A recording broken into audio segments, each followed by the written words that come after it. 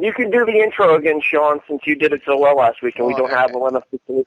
Well, everybody just heard you talk right there, so, you know.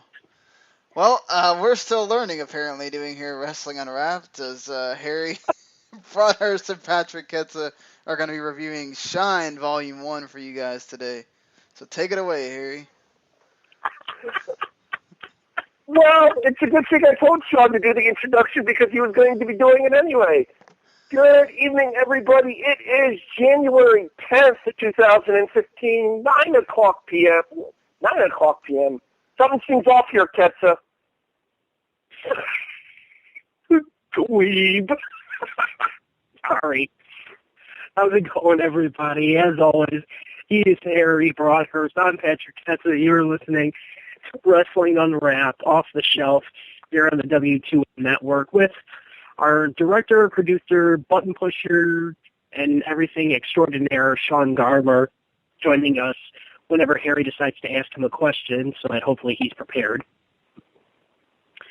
I don't think Sean's going to be of much assistance tonight, and the reason I say that is I don't know how familiar he is with the product. Hell, I don't know how familiar most of our listeners are with the product. Now, I know you're a member of that whole international Shimmer fans group. I'm a member of it as well. I just don't frequent it very often. But that being said, Shine has a lot of similar qualities to Shimmer in that they are sister promotions. So it's entirely possible that people who might not have checked out our debut episode because of the fact that we were covering a WWE subject matter, specifically WWECW, they may listen tonight in order to check Shine, whereas vice versa, people that would listen to a WWE show like last week's wouldn't be interested in tonight's Shine episode. And we shall see how everything works out. As Harry did just mention, we are going back not nearly as far back as we did last week. In this case, we're only going back about 3.5 years to July the 20th, 2012, from Ybor City, from the Orpheum in Ybor City, Florida. I'm just going to give out a fair warning right now. If I refer to the city, I'm probably just going to call it Tampa because it pretty much is Tampa. It's like a very small suburb in the middle of Tampa, Florida, so we're just going to go with that and make it a hell of a lot easier to say. And we will be covering the debut edition, the first ever show of Shine Wrestling, as opposed to women athletes like we covered with Shimmer. I didn't even realize it was 10 months ago that we actually had our very first episode. So this should be an interesting one to see how things have changed, not only between 2005 and 2012, between Shimmer and the Shine that we covered, but not only that, 2012 to now, especially with a lot of the wrestlers that are on the show being featured, some being featured somewhat heavily on the bigger stage. So this should be a fun one, Harry. I agree, and especially when you consider the fact that you have our main event tonight, which is going to be probably the best match we've covered up until this point on the show. Well, you know, since the only other show we've covered. Well, yeah, you only had to top the M&M Hardy's match from December to Dismember. But anyways, the main event of tonight's show features a woman who had made her career known in the big two of ECW and WWE and Jazz, versus a woman who would be going on to make herself known in the WWE, but not as an on-screen talent. That would be NXT coach Sara Amato, or as independent wrestling fans knew her, Sara Del Rey. Exactly, and as a matter of fact, since you mentioned that she would be making herself known on the big stage, this is actually one of Sara Del Rey's final appearances in the ring. As shortly after this, she would join the WWE as a coach down in Florida and would make her presence known more behind the scenes. And if anybody watches WWE Breaking Ground, which to me is one of the best shows on the network right now, you're becoming more and more familiar with her and how she works. And I believe this was roughly 2 weeks after she had dropped the Shimmer Tag Team Championships up in Montreal, which is still, I believe, the only Tag Team Championship change to not occur in the hallowed grounds of the Berlin Eagles Club. And if you think we're mentioning Shimmer a lot now, just wait, because this DVD, it's essentially all they had to go on was to be Shimmer's sister promotion, and everything that they talked about was Shimmer. And it's going to be kind of interesting to see how things evolve, pardon the pun, with this company going from 2012 to now as they are approaching their 32nd show. Speaking of the people in charge of this particular show there, you mentioned how the things evolve here. Fans that don't have the subscription to the WWN network wouldn't know how things evolve because due to Sal Hannum, help me out here because I know you know the pronunciation better than I do here. Your guess is as good as mine. I've spent years trying to figure out how to pronounce his last name. All right, well, the guy in charge of the WWN, Sal, has pretty much decided that most of these shows won't be released. As you mentioned, we're getting ready for Shine number 32 or 33 coming up shortly. Yeah, only up to 8 is available on DVD or Blu-ray. And 7 and 8, which was the most recent release, I believe was only released about 4 months ago, maybe? So they are roughly 3 years behind. And this is a company that still charges for DVD packages with their iPay-per-views. So for fans that may not be familiar with independent wrestling, particularly with how WWN works, they have their own website, and most of their shows, they do streaming on iPay-per-view through their website or through their Roku channel, and they offer multiple ways to pay. You can either do just a live feed, you can do the live feed and on-demand, or you can do the live feed plus on-demand plus a DVD. And I believe now they added Blu-ray. But it almost becomes, what's the point if you're going to have to wait 3 years? I believe I had to wait about 7 months for me to get my Shine 1 DVD, and I bought the iPay-per-view live. So there's going to be a lot of things we're going to talk about here that are going to be good. Some are going to be great. There's going to be a lot of questionable things we're probably going to talk about here. But just to give a fair warning, this is going to go a heck of a lot better than December to December. I don't think there's any disagreement on that. Well, I guess we're going to find out here. I guess, indeed, 8 matches here, and as you mentioned, the main event being Jazz versus Sara Del Rey. And I believe, as we always do, hopefully this will go a lot smoother than the football games have gone this weekend.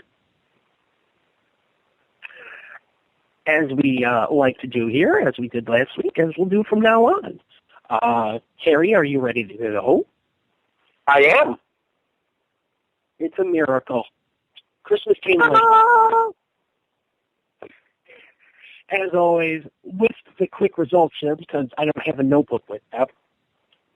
Take it away, Harry. All right, it is Shine Volume 1 from Ybor City, Florida. Do you happen to have the date on you again? Because I do not. 4 days after my 21st birthday. That will be July the 20th, 2012. And no one cares when you were born. Bite me.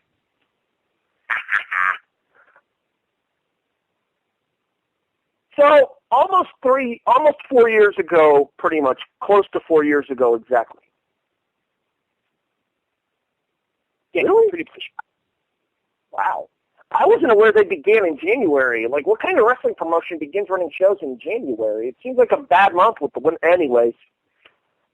This is July.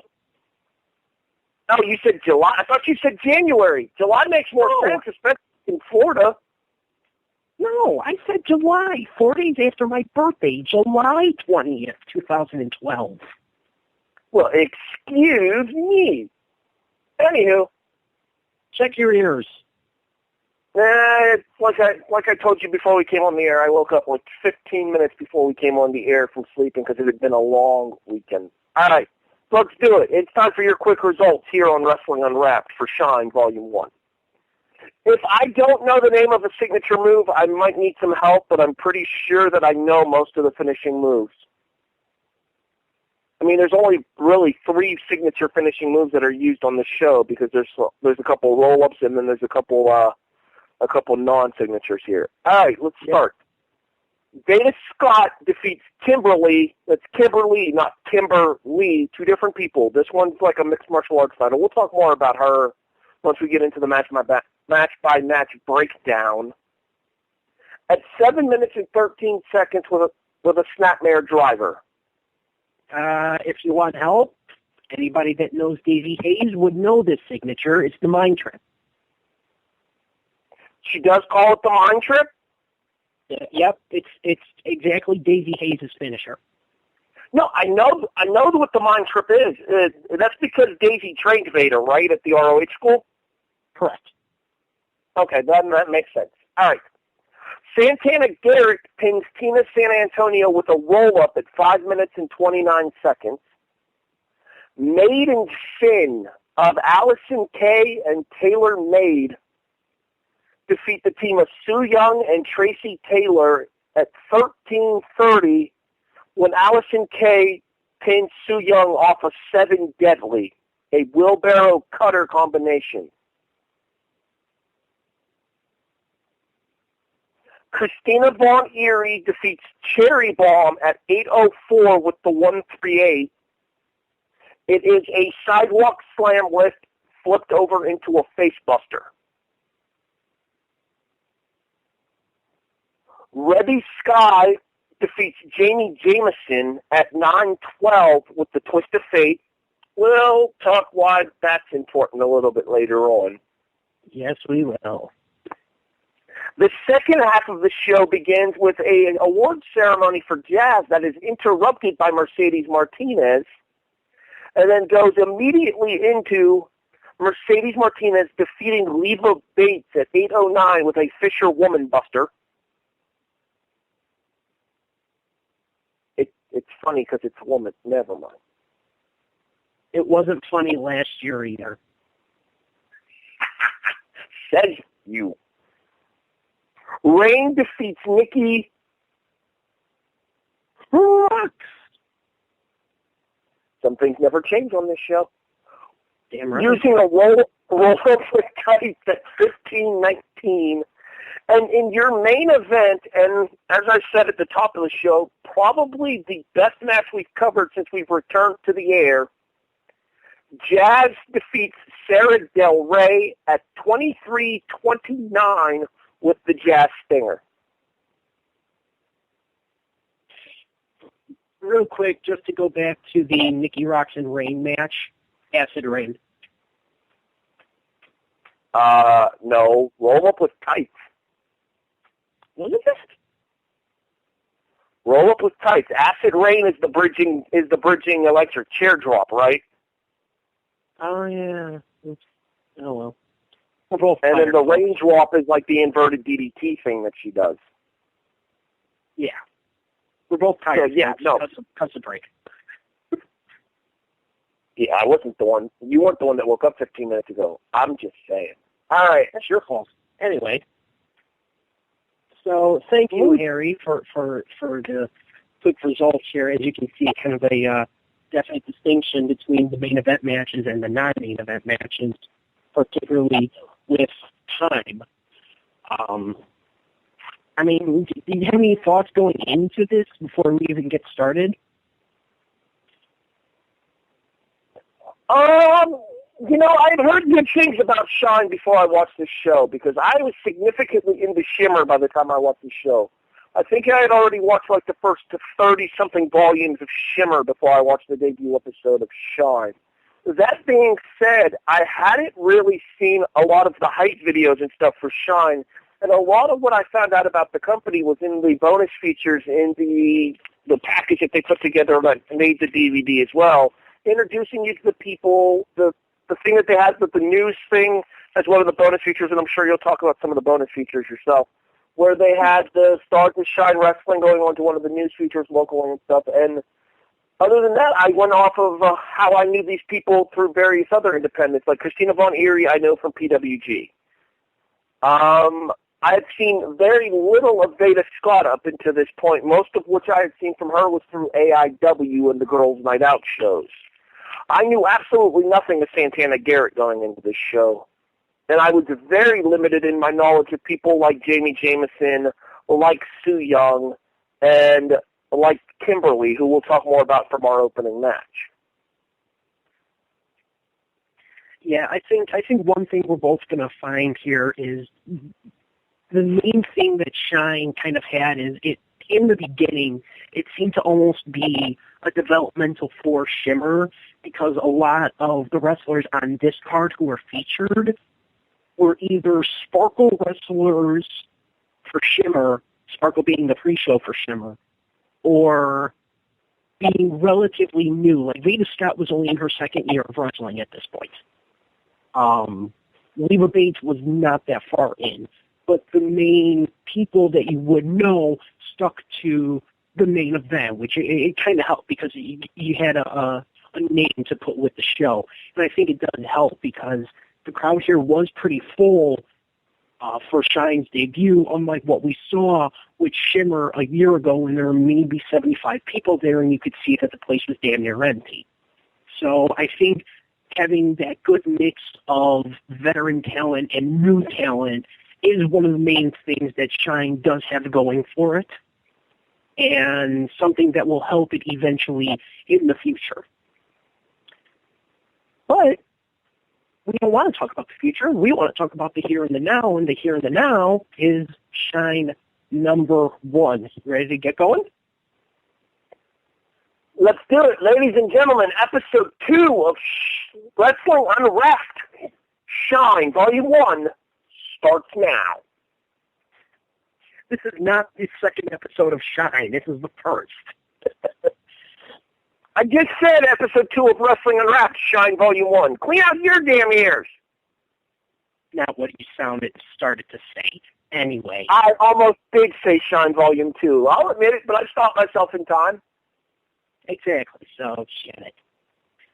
So, from the Orpheum in Tampa, Florida, 7/20/12, July 20th, 2012, we kick things off with, once again, a relative newcomer, Veda Scott, facing Kimberly, not, as we knew we were going to bring this up, not Kimber Space Lee, just Kimberly, one name. Basically, not the one that got her ass beat by Chris Dickinson. And not the one that is the current Chikara Grand Champion. Never mind. Don't get me started on that. Oh, boo friggin' who. I have nothing against Princess Kimberly and Chikara. I have no problem. She is nowhere near established enough to be that promotion's heavyweight champion. And I say this as a long-time Chikara viewer. Anyways. Sometimes you need a surprise. Kind of a surprise here, though, because although this would be something that would build to things that would happen down the road with Kimberly, with Veda Scott picking up the victory here, and you could see a lot of her trainer in her, like we mentioned earlier, her trainer being one of the legends of women's independent wrestling and a Shimmer original herself, Daisy Hayes, trained at the ROH school or the ROH Academy out in Pennsylvania. And, you know, winning with Daisy's finisher, the Mind Trip, I kind of prefer, I think that's one thing that a lot of schools now teach is have your own move, because you don't want to have one teacher teach like 5 or 6 different students and they all have that teacher's finisher. I wouldn't like that. So it's kind of a small thing to pick on. The match itself, I didn't think was too bad. You know, there was a little bit of hesitation, but as we said, this was, I believe, the beginning of Veda Scott's only second year, so she was still a relative newcomer. So the match itself, I thought, was actually a very quality first match. You know, and especially this is the first match of the company, not counting the Shine previews that had been done at Evolve. This was the first Shine wrestling match, period. And I don't know about you, but I thought maybe it wasn't, a 5-star classic, but I didn't think it was really that bad of a match by any means. My thought process about this particular match here is you can definitely see some miscommunications between the two. And given what would eventually become of Kimberly's character, you can kind of tie them into almost storyline reasons for happening, but at the same time, you can definitely tell that there were some definite miscommunications and a couple pretty apparent botches during the course of this match. That being said, for as inexperienced as Veda was at this time, and for as unknown to most fans as Kimberly is, Kimberly, and not Paige, but beside the point, they were able to work past them pretty well, I think. Yeah, but I think that was the fact of Veda trusting Kimberly. And by the way, it's going to drive us both nuts until we get to the end of this match of not trying to hesitate after Kimberly. Because we've both gotten so used to saying Kimberly. So, but I think that's kind of the veteran-student aspect, which helped in this case because Kimberly was able to cover up Veda's shortcomings.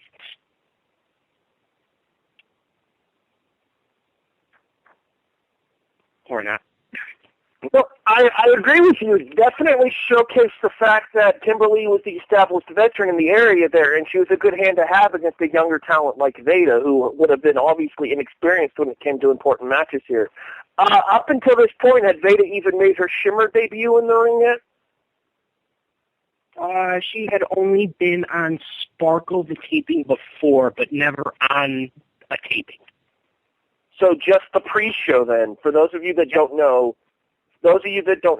Shine's sister company is Shimmer, and Shimmer's arguably the best women's promotion in the world, but certainly the best in the U.S. because it's women specific, whereas companies like ACW out of Texas, AIW out of Cleveland, they are men's companies with very good women's divisions. The pre-show matches for Shimmer are known as Sparkle matches, and sometimes they make the DVDs, sometimes they don't, depending on match quality, I assume, and basically whatever Dave Prazak decides to do with his DVDs.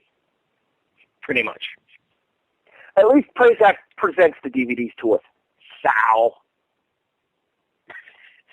Sure, he may be a year behind, but he gets the DVDs out. Year, 3 years, whatever.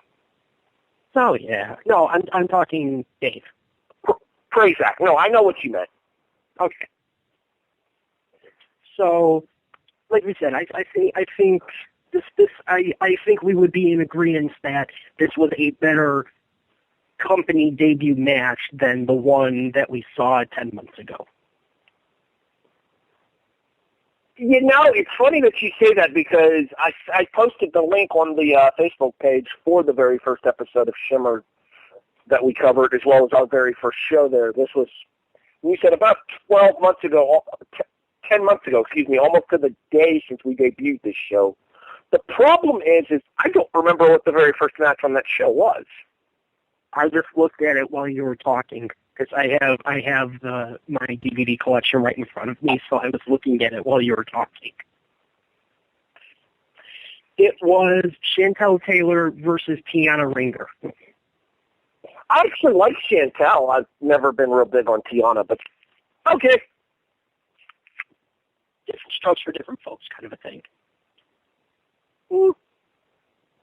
Well, for those of you that don't know, Chantel Taylor would go on to become Taylor Wilde in TNA, whereas Tiana Ringer kind of disappeared from professional wrestling shortly after Shimmer got started. And that was 10 years ago. Think about that. Okay, Sarah. Anywho, moving on. Yeah. So the second match from Shine 1 is, this one's going to get me in a lot of trouble, especially with the disagreement I just had about 20 minutes ago with somebody on Facebook. Santana Garrett, or Santana, depending on where you want to look. The commentary kept calling her Santana Garrett, but the DVD case and her lower third on the actual show both only said Santana.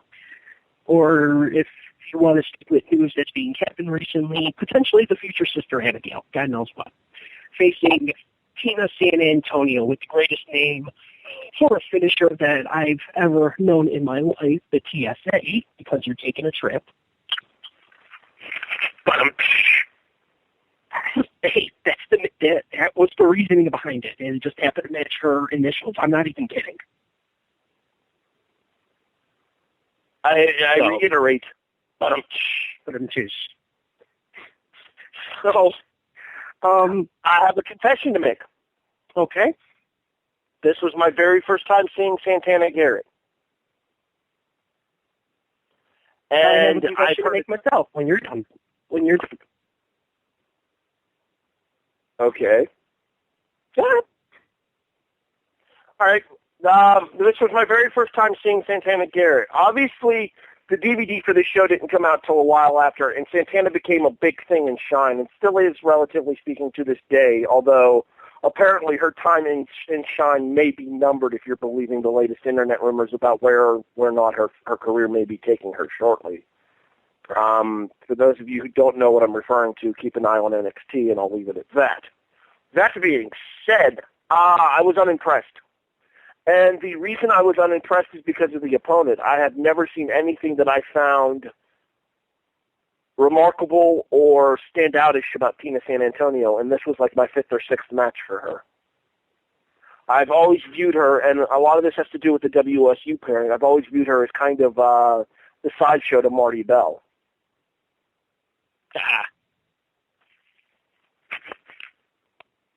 Your thoughts?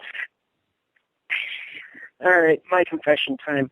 I've seen Santana Garrett multiple times because of the fact that I do frequent Shimmer tapings, and she, showed up to quite a few of them. And this may have been the match, the original airing of Shine 1, may have been the first time that I ever saw Santana Garrett.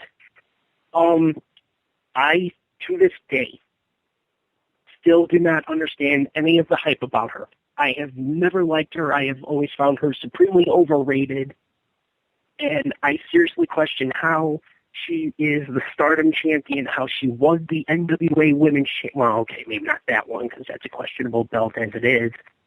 And how she was the Shine champion for so long, because that's probably one that's just personal bitterness, because she took the belt off of Mia Yim after about 2 months.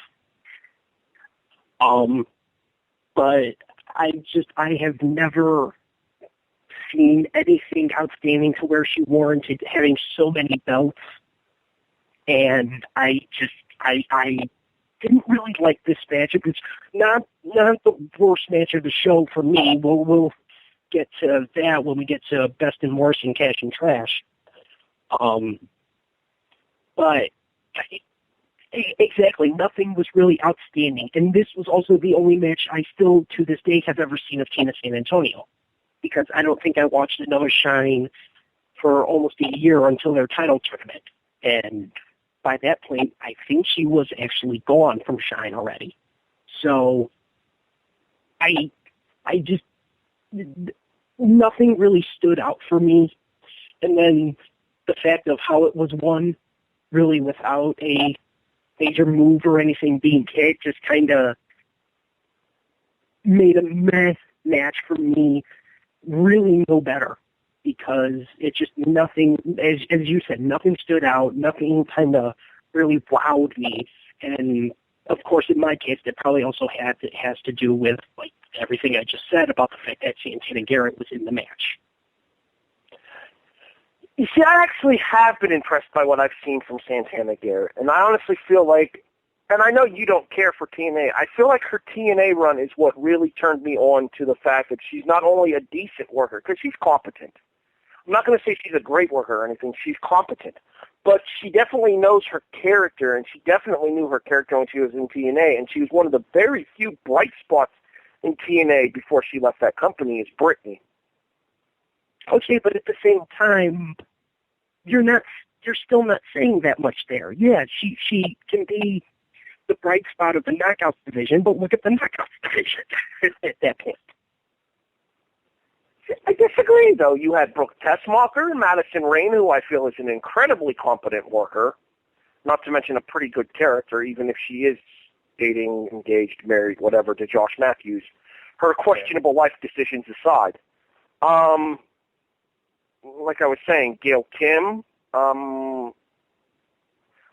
All right, so granted, it wasn't exactly the strongest period at the time for the Knockouts division, but her personality was the best developed of all of the Knockouts. Yeah, that's what I was going to say is Santana Garrett being with Sam Shaw during that period actually let her show some personality, whereas a lot of the Knockouts, they had this very one-dimensional thing. I mean, this is before Velvet was that Stone Cold Velvet that she is now, which is stupid, but that's another topic for another day. But that's the first time I'd ever seen her, and I thought she was wrestling just as good as the rest of the Knockouts and showing better personality than a lot of them. So that might be reason why WWE might be looking at her now.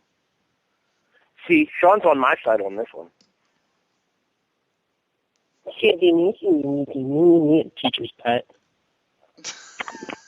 Good Lord, guys. All right, jackass. Let's move on to the tag match. Only tag match on the show. Does this surprise you? I figured they would do a couple more tag matches in order to get more of an established roster out there rather than 7 singles match and then the single tag. Part of me thinks that maybe they did that on purpose just to get the singles, the singles rivalries started first, because those would be easier than doing the tag ones, and the tag ones could come up later. The only issue with that is the only real singles rivalry that they established, as I talked about when I was doing my quick results, was Mercedes Martinez and Jazz. But at the same time, having Kimberly lose kind of started with her thing as well, almost immediately. All right. I'll give you that. I agree with you there.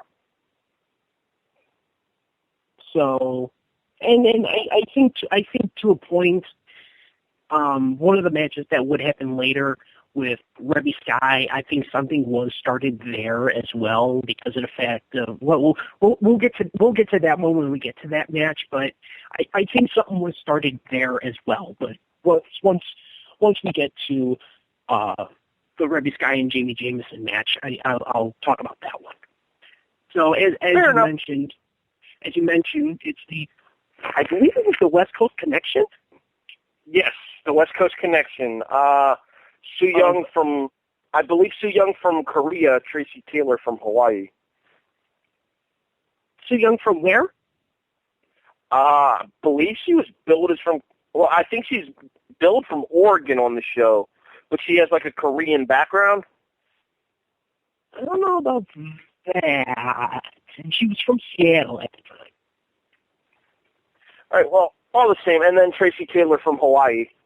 Yeah, that one, there's no question. Facing Maiden Sin of the AK-47 Allison Kay and Taylor Made, because she doesn't have a nickname, sorry.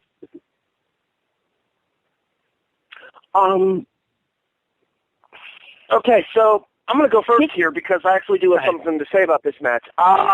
Perfect way to establish Maiden Sin as the top tag team in your tag team division here. Have them out there, have them even through nefarious tactics pick up a big win, and to do so with an established tag team finisher such as Seven Deadly, which I think might be the best finishing move used on this show.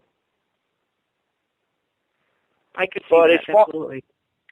But as far as the whole thing is I think that might be the reason that this would be the only tag match on this show here, is to establish the fact that, and this was their first time teaming, mind you, as well. I read that in Jerome Cousson's review of the show over at pwponderings.com. This was the very first time ever that Taylor Made and Allison Kay had teamed.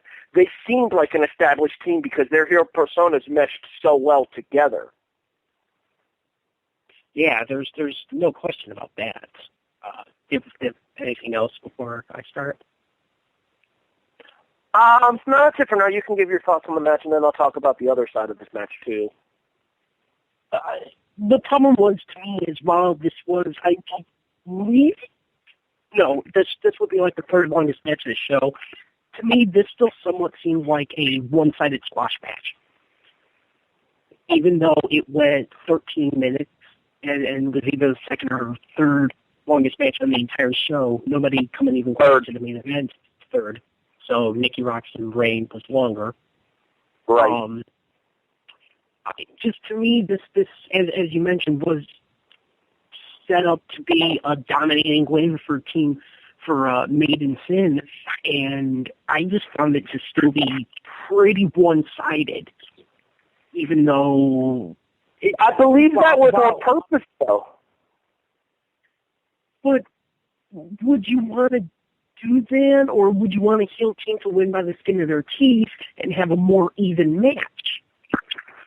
See, I don't think they intended for Su Yung to stay in a tag team for very long, and this would become apparent going into Shine number 2, where she actually works a singles match because Tracy Taylor was unavailable for the event. Okay. So I honestly feel like the right decision was made here to give Allison Kay and Taylor Made the win here, and to do so in a relatively dominating fashion, because then you can have Sue's character kind of established as being disappointed that things didn't go so well with a veteran tag team partner such as Tracy, and then she finally realizes that she could do it on her own when she defeats Kimberly in the opening match from Shine Volume 2. Yeah, that does make sense, but I question the length of it versus the one-sidedness of it. If you had cut it down to 8 to 10 minutes, I think it would have served the purpose better than having to go almost 15 minutes. But obviously, it's always hindsight's 20/20, and Maiden Sin would become major players in independent women's wrestling, especially for Shine and Shimmer. But as you said, for a team that, from what it looks like, was teaming for the very first time, they worked very, very well with each other and meshed very well in the ring. And it would only evolve to even more in the future. And it pretty much got to be for about the next, I'll go 2 years, that they were at or near the top, usually being like number 1 contenders if it was a face team, or being like the number 2 if a heel team was on top. They were usually up there, and they held on very well. I'm not a huge major fan of Allison Kay. I think there's parts of her that are dangerous to be in the ring with, but that notwithstanding, this was a great debut for a brand new team in Taylor Made and Allison Kay. See, I disagree with you in regards to your general distaste for Allison Kay, and I believe we've had this discussion before. I'm a big fan of it. I'm a big fan of AK-47. I am still to this day not real huge on Taylor Made. That being said, I think that Allison Kay and Taylor Made came even more into their own, even though I don't necessarily have to like the woman, when they picked up April Hunter as their manager and formed the stable known as Valkyrie at Shine Volume 2. Which would continue on pretty much to this day. And we're not kidding. I'm almost certain Valkyrie is still a thing in Shine, yes. It is, except it's now Valkyrie, because SoCal Val is now the leader of it. And, oh, by the way, Valkyrie owns both belts. Which, by the way, there are no titles here. Those would come later on about the, I believe, 10th to 12th show, much like Shimmer did. But eventually it would become all Valkyrie, and I believe every heel champion has now either been in or associated with Valkyrie aside from one set of heel tag team champions. See, I've only watched up to like Volume 3 so far. I have 4, 5, and 6 here that I haven't gotten around to yet, but yeah, I'm not that updated as far as my knowledge on the company goes, so I'll take your word for that. Sorry for the spoiler. No, the only issue that I have, well, it's not like they're ever going to be out on DVD anyway, Sal, but it's going to be a running theme for the rest of the night, just so you know. The thing about it is I feel like having a general heel stable, especially for a startup company such as Shine, is a very good idea because it immediately gives the fans somebody to hate and somebody to hate in numbers. Whereas a lot of the women on this show, the main event was Baby. Ray and Nikki have 2 established personalities, so you knew who you were going to cheer for and you knew who you were going to cheer against there. Mercedes Martinez didn't establish her heel persona for this company until a little bit later on in this particular debut episode there. So, given Wait, the fact... until later on in the debut? Yes, when she interrupted Jazz's award ceremony, that's when you knew that, oh, okay, Mercedes is going to be somewhat of a bitch. Alrighty then. Okay, I just wanted to make sure that I heard you properly because I thought you meant like later down the road. I was like, no, she did a pretty damn well good job tonight. No, the whole personas interruptus of Jazz's award ceremony kind of established the fact that Mercedes is going to be a bit of a bitch in this company, and that's okay. I think she does better work as a heel than she does as a babyface, personally. But anyways, back to the whole comment I was making about Valkyrie, specifically going into the episode 2 thing where you give them April Hunter as a manager. To traditional women's wrestling fans, April Hunter would be classified as the devil. Because she is a woman who has pretty much sold out her fame and used her looks and her assets, we'll say, and we'll use that word generously here, to get herself where she is in the wrestling business. Whereas your more established people, such as your Jazzes and your Nikki Roxases, and then your younger people that we would pick up in this company here, such as your Rebby Skies and their attempt to establish Christina Von Eerie. I'll talk more about that when we go into our next match. Oh boy, won't we both? You'll know that they're the ones that are going to be stepping up to defend the honor of the company as well as the honor of women's wrestling in general to keep people like April Hunter, Allison Kay, and Taylor May from taking over the company. And then Allison Kay, Taylor May, and April Hunter ended up taking over the whole damn company about 8 weeks later. Give or take. Well, you know. Can't win them all. Moving on. Did you have anything else to add about this match? Because we've been talking about this match for a bit now. Oh, absolutely. Are you ready to move on to Cherry Bomb and CBE? You know, suddenly I have a final thought about the tag match. All right. Oh, no, I'm just full of BS. I just don't want to talk about this match. Really? Anyway. You know, here's the thing, and we were talking about this in our texting back and forth before the show here, because obviously Patrick and I talk about the shows a little bit here. We don't give away anything that we're going to choose there because we like to leave that as a surprise. We play off of each other with those when we do our cash and our trash, our best and our worst, and then our overall show rating here. Like, we talked about the fact that we thought we were going to be wider apart on the December to Dismember show than we were. Because I thought he was going to be at a 2. He thought I was going to be at a 5. We ended up at a 3 and a 4, respectively. But the one thing that we both talked about here is there's one person in this company who neither of us have really understood the hype behind, and that is Christina Von Eerie. Up until this point, the only place that I had seen Christina was in PWG against Candice LeRae, and even then she hadn't really stood out to me. She has a very unique look, I will grant you, but nothing about her in-ring prowess had ever stood out to me about this point. And honestly, this just felt like, this just felt like more of the same from her to me.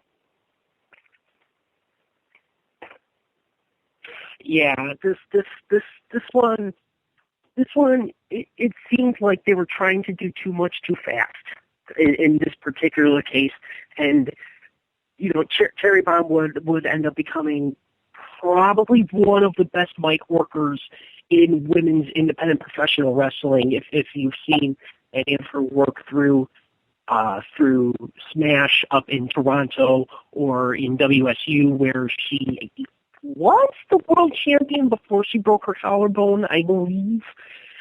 But this was much more humble beginnings. And the one thing I think we can be in agreement on is this match never really clicked.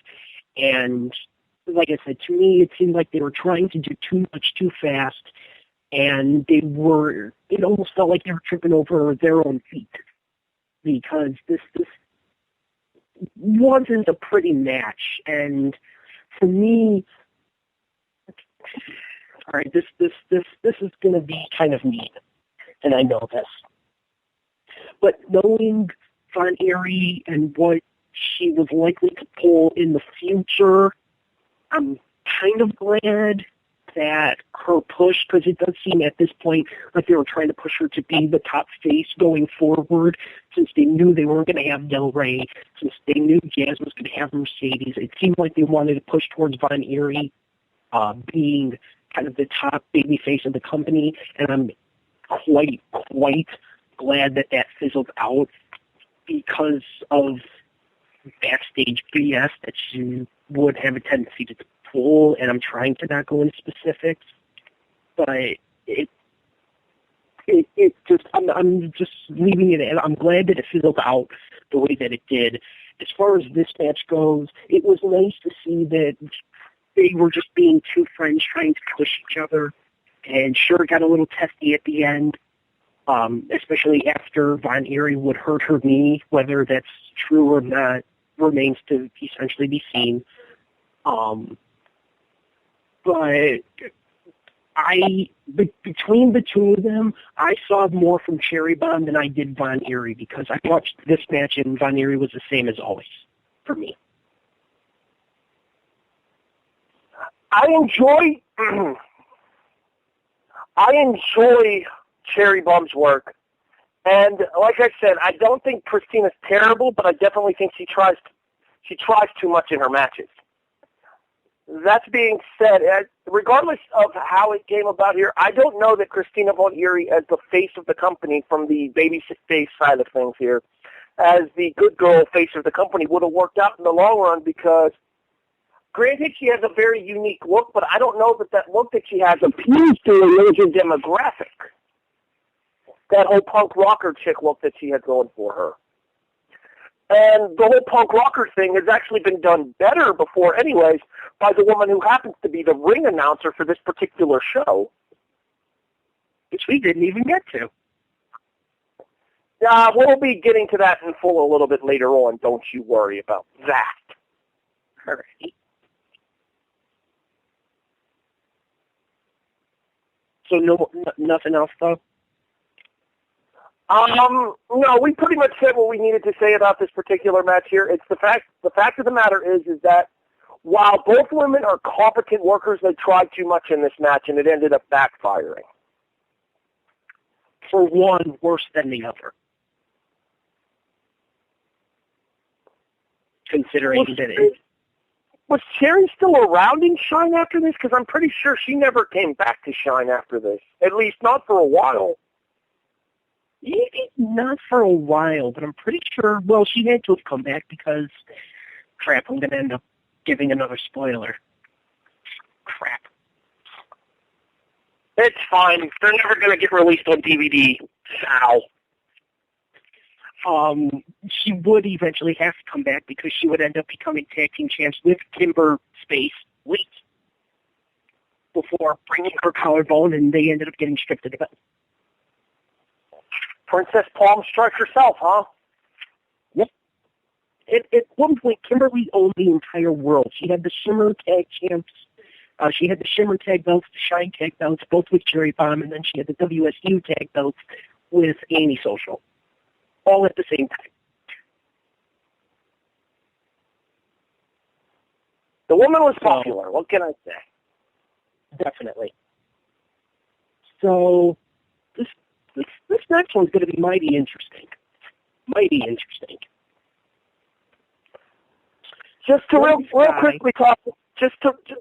quickly top off the previous match, though. I wouldn't say it was the worst. I wouldn't say it was the worst match on the show, but I would definitely classify it as the most disappointing. Maybe not worst, but sloppiest.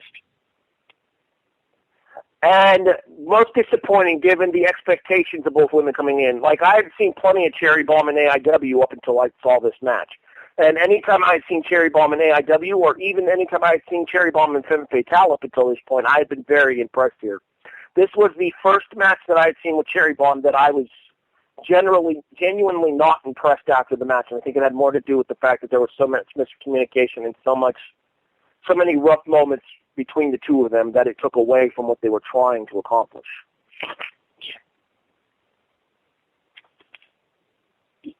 Yeah, I like you said, we've kind of hammered the point home, but it was just too much too fast and not that well of communication, which ended up costing both of them almost the entire match, and it's just never meshed well. I think is what it boiled down to. It just never fully meshed as well as it should have.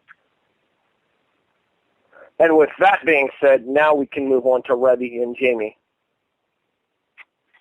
Yes, our next match, the fifth match of the night, Mrs. Matt Hardy herself, Rebby Sky, versus the actually one half of the current tag team champions in Shine, Jamie Jamison. I'm not mistaken, Jamie's in Valkyrie now, right? Of course, everybody's in Valkyrie. So is Mark Bell. You wouldn't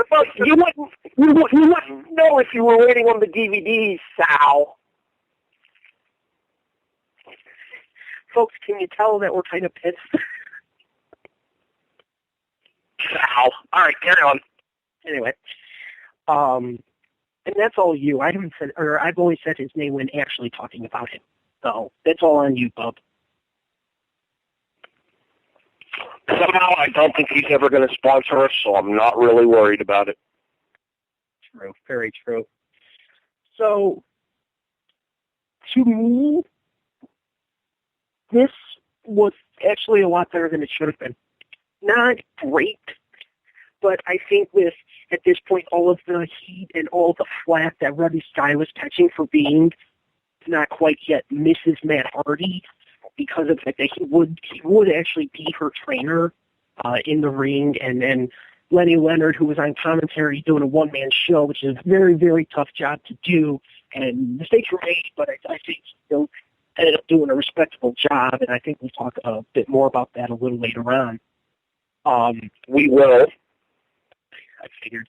Kept making mention of the fact that they had pretty much done everything that there was to do outside of wrestling, and mentioning, that they were both former models, and they, were both trained by so-and-so, and this and that, and the other thing. And just to me watching this match, because this was the first time I had watched this match since the original live airing 3.5 years ago, and knowing where Rebby would end up going, and not really seeing much of Jamie, unfortunately, I don't think I have seen another match of her at all, ever. But to me, this match actually did seem better than it had any right to be. And it makes me glad that I went back and rewatched this. Otherwise, I would have had I would have come on here tonight and just been all, it was terrible, it was horrible, no good, very bad. Yes, I'm quoting Alexander. It wasn't a terrible match. I thought they, did as well as they could have, given the fact that you still had two relatively young wrestlers at the time facing off against each other. I thought they sure as hell did better than the last match. I am going to outright say this. For its place on the card, for what was expected of it going into this match, and for what came out of it, I very strongly considered this for my match of the night. Because these are two women who were complete unknowns to me, other than the fact that Rebby Sky, as you had mentioned, was not quite yet Mrs. Matt Hardy, but on her way to being Mrs. Matt Hardy. And Rebby at this point was best known for being a penthouse pet. Yes. Rebby was best known at this point for being similar to the path that April Hunter took. That's where the comparisons to the two stop. Because Rebby busted her ass, metaphorically speaking, and her and Jamie meshed incredibly well in this contest.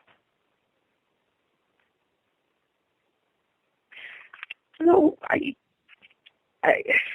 going to something that's going to have absolutely nothing to do with this match right now, other than the fact that you just mentioned her.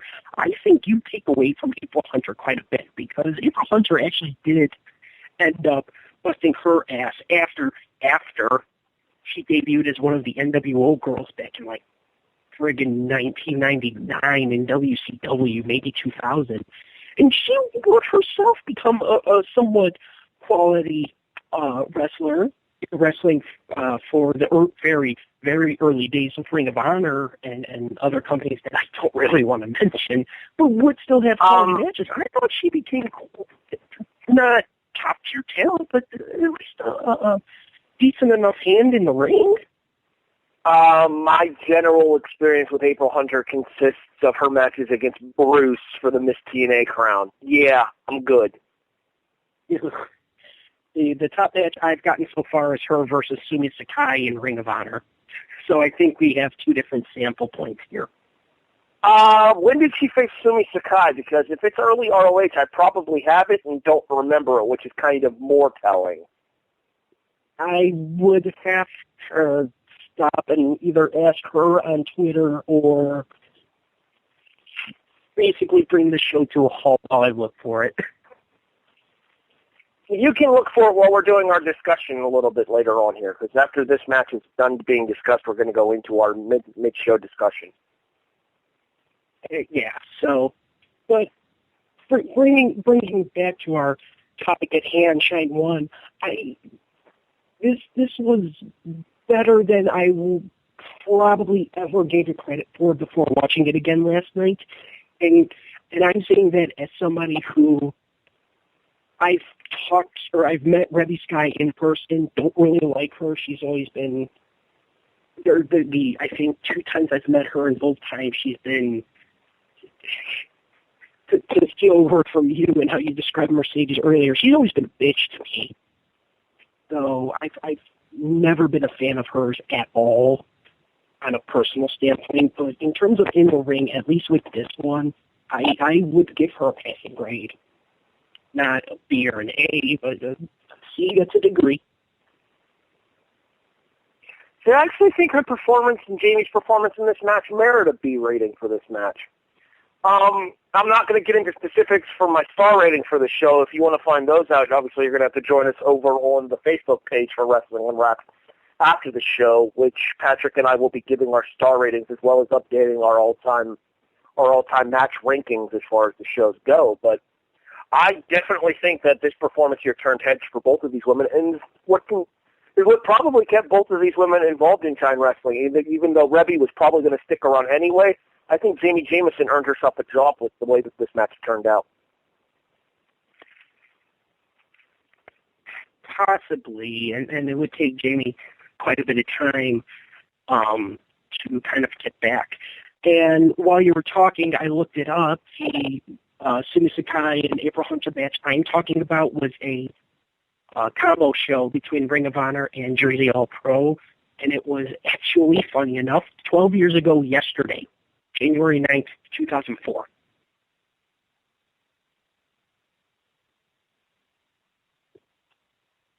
So there you go. Collision Course? Hi, what? The name of the show, Collision Course? Collision Course? I was about to say Collision Course. Once again, I would end up having to look for that, so we'll worry about that at a later point. Sean just chimed in and answered it for us. Yes, it was Collision Course. She was the 6th match on the card. I've heard of the show. I have not seen the show. Was she still dating SWB around that time, Slick Wagner Brown? Possibly. Because I think he might have been in the Jersey All Pro heavyweight title match against either Dan Moff. He was either against Moff for the Jersey All Pro title, or he was against Joe for the ROH title. I know it was one or the other. It was Danny Moff defeated Slick Wagner Brown, and then the main event was Christopher Daniels, CM Punk, AJ Styles, and John Walters. I know of the show. I don't believe I own it. Yeah, Samoa Joe was in the ROH title match against Balls Mahoney. Nice callback to your show last week. Yes, we're being told that we can't say Balls Mahoney. Never mind. Moving on. I still wonder what's wrong with saying Balls Mahoney. I didn't say anything about it. You guys can say I didn't. We went through this last week. What's Jesus? I don't have a problem with you guys saying balls. You're missing the joke. Whatever. It was at One Night Stand in 2005 when Joey came into the WWE for the first time, and Mahoney came out and was involved in that big brawl, and Joey said that he was not allowed to say Balls Mahoney. Apparently, I've been told that I'm not allowed to say Balls Mahoney. Oh, Anyway. okay. So, yes, we're immature. What can we say? As far as one other thing about this match here, other than the fact that you kind of didn't have many expectations going into it, I gotta say that it was, other than a pretty badly blown rocker dropper, the match was definitely acceptable. Definitely something that I think even mainstream fans would be able to watch. Even mainstream women's wrestling fans would be able to watch and enjoy. Yeah, Let's be honest. Be honest, the fact that both of these women are attractive helps. I mean, I don't think there's a question with a lot of things like that. That a lot of times looks to help with something, kind of going back to my point about Santana Garrett. She's definitely not an unattractive lady. And, looks play a part in this, which actually I think this kind of, since we're at the halfway point of the show, kind of is going to roll right into what we wanted to talk about and where women's wrestling, where their place in wrestling has fit in, especially over the last 4 years now. Well, and the thing about it is for those of you that follow the show page on Facebook, facebook.com/Wrestling Unwrapped, you know that I actually posted the link towards our very first original episode. And the conversation that we had on that very first original episode was, what is the place of women's wrestling in professional wrestling's mainstream society? And how do shows such as Shimmer affect the general view of women's wrestling in mainstream society?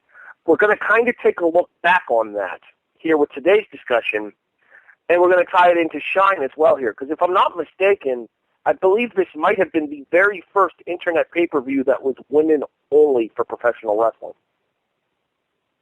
By this point, yes, because Shimmer wouldn't have an iPay-per-view until about a year and a half later. March of 2014? 2013. So half a year later. Oh, I'm sorry. Yeah, you had me thinking of January now. Yeah, about a little under a year later when they would have their iPay-per-view WrestleMania weekend in New Jersey. So let's get into this here. I feel like these companies definitely help raise the view of women's wrestling in people's eyes, but at the same time, a lot of these women are probably getting hired based on their looks. I will give you names here, and you can agree or disagree here. Santana Garrett, Jamie Jamison, Rebby Sky, Sue Young. To an extent, she wasn't as well known at this point as she is now. To an extent, Cherry Bomb. Taylor Made. A lot of them were probably given opportunities on this show to work for Shine based on the fact that they look the way that they do. That being said, all of those women are, for the most part, all of those women are competent wrestlers, which helps their case. But I think looks play a major factor even in independent wrestling for women. And to think otherwise would be kind of asinine. Well, yeah, I think, unfortunately, and I'm saying this as a huge fan of Shimmer, and something that I have absolutely had to fight off when I tell people that I'm a fan of women's wrestling. I go to Shimmer to have fun and to watch great matches, and they have, absolutely amazing matches. I believe I openly said that I thought the Nicole Savoy versus Madison Eagles title match was the best women's match of the entire year. Even better than, I think, what ended up winning almost every award, which was Sasha Banks and Bayley. I had that one at number 2. But when you mentioned those names, you meant being hired for a Shine, correct? Not to the mainstream companies? Pardon? No? I didn't catch it. The names that you mentioned, you said that it had to do with folks being hired for this show? I think it had a lot to do with the fact that they were trying to establish a fan base. And let's be honest, attractive women are going to help buys. Look at how companies like WEW did. Look at how companies like, to an extent, early WSU. Look at the main companies from the 80s and 90s of women's wrestling with, like, Glow and what was that company that was based out of California? I know what you're talking about. Powell? Yes, the one that had the pay-per-view back in like 2001 or 2002 or whatever it was. Oh gosh, I think Powell, but I could have that wrong. Oh, regardless, those kind of companies set a standard for women's wrestling that the more attractive a woman is, it matters less and less what she's capable of doing inside of the ring. Whereas a show like Shine here, and in some cases even Shimmer, the fact that a woman is attractive adds to the fact that she can go inside of the ring. And even, like you said, and by the way, you're really going to throw WEW into this discussion? Seriously?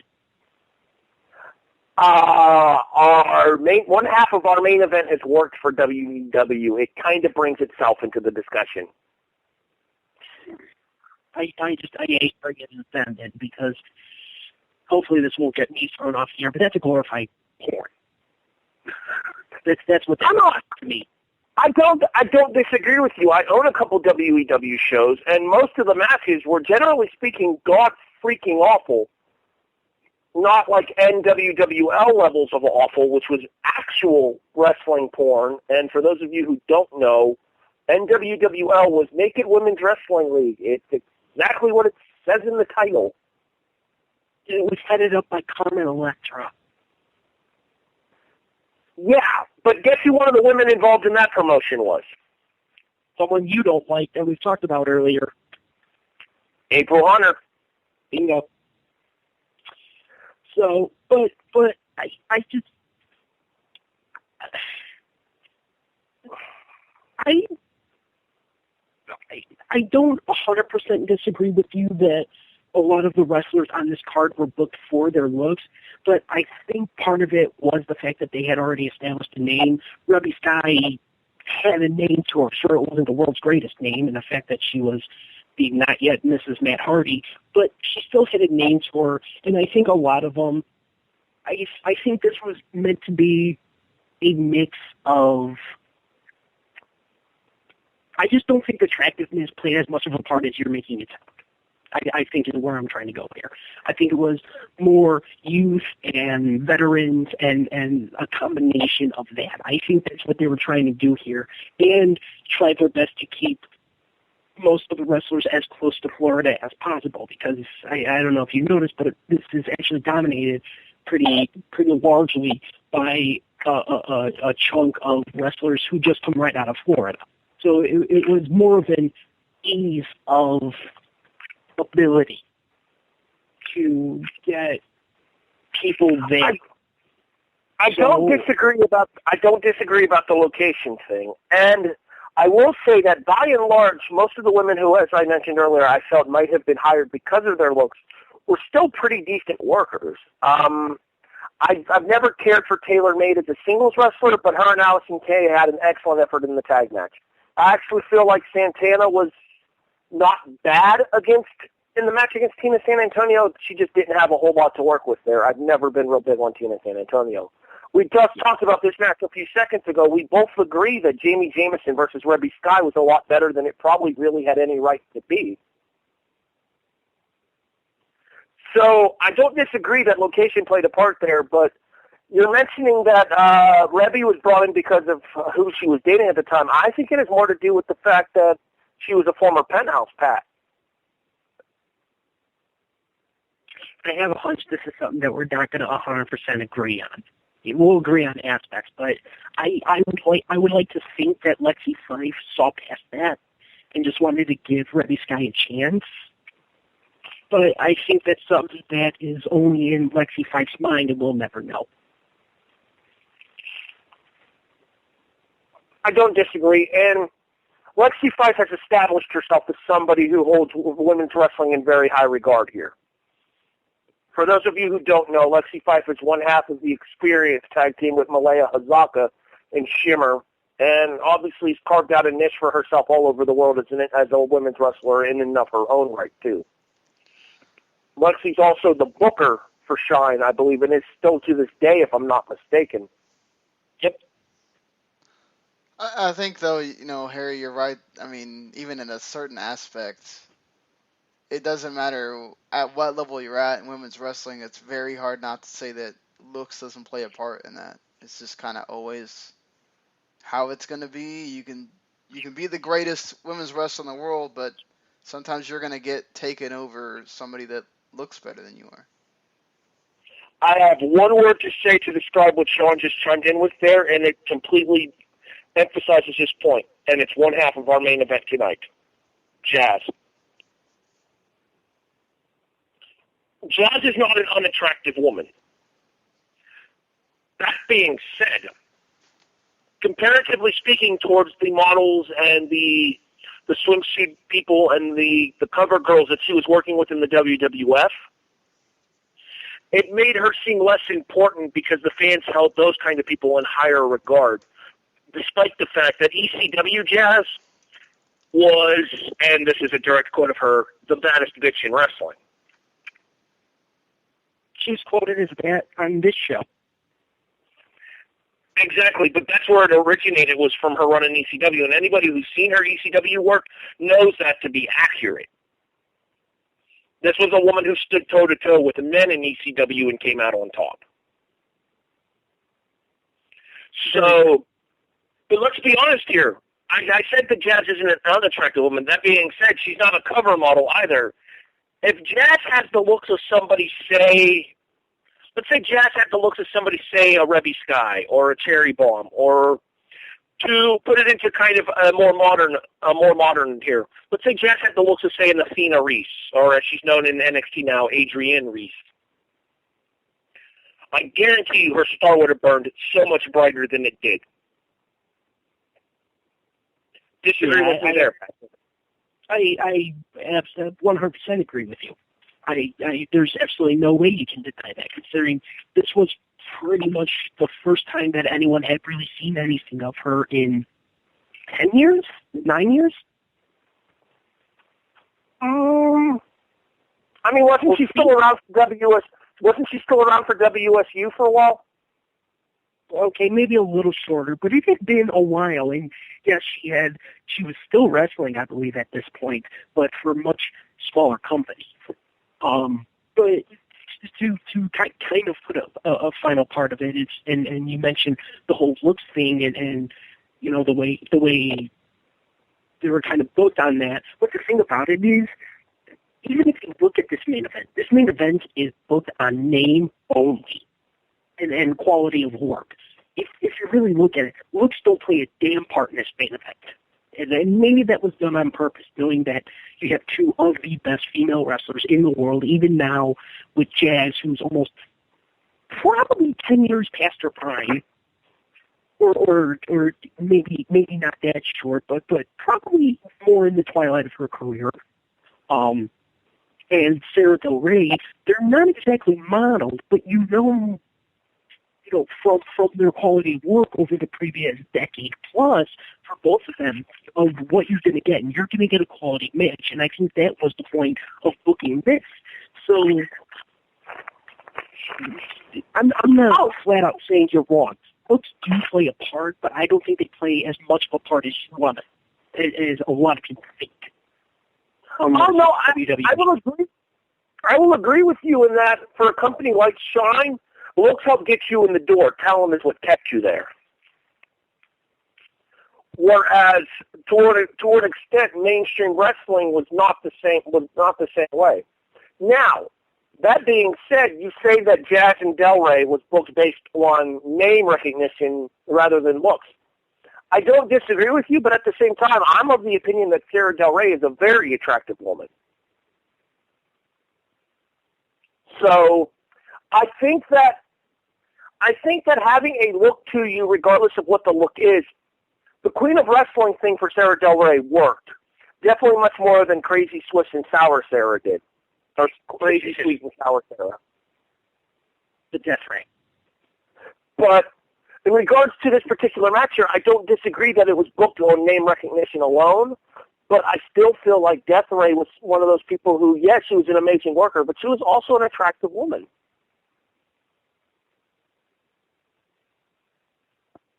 So once again, I think it's going to be kind of an agree to disagree, and it almost seems like we don't want to agree that we're agreeing on a lot of things, if that makes any sense at all.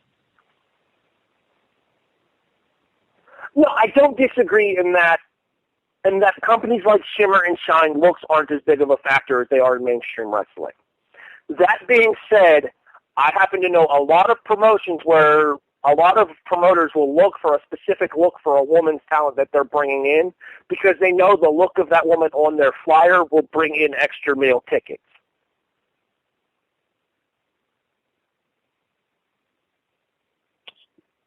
And it's really not even going to matter their quality of work, almost. Exactly. No, it won't matter whether they can go in the ring or through the drizzling.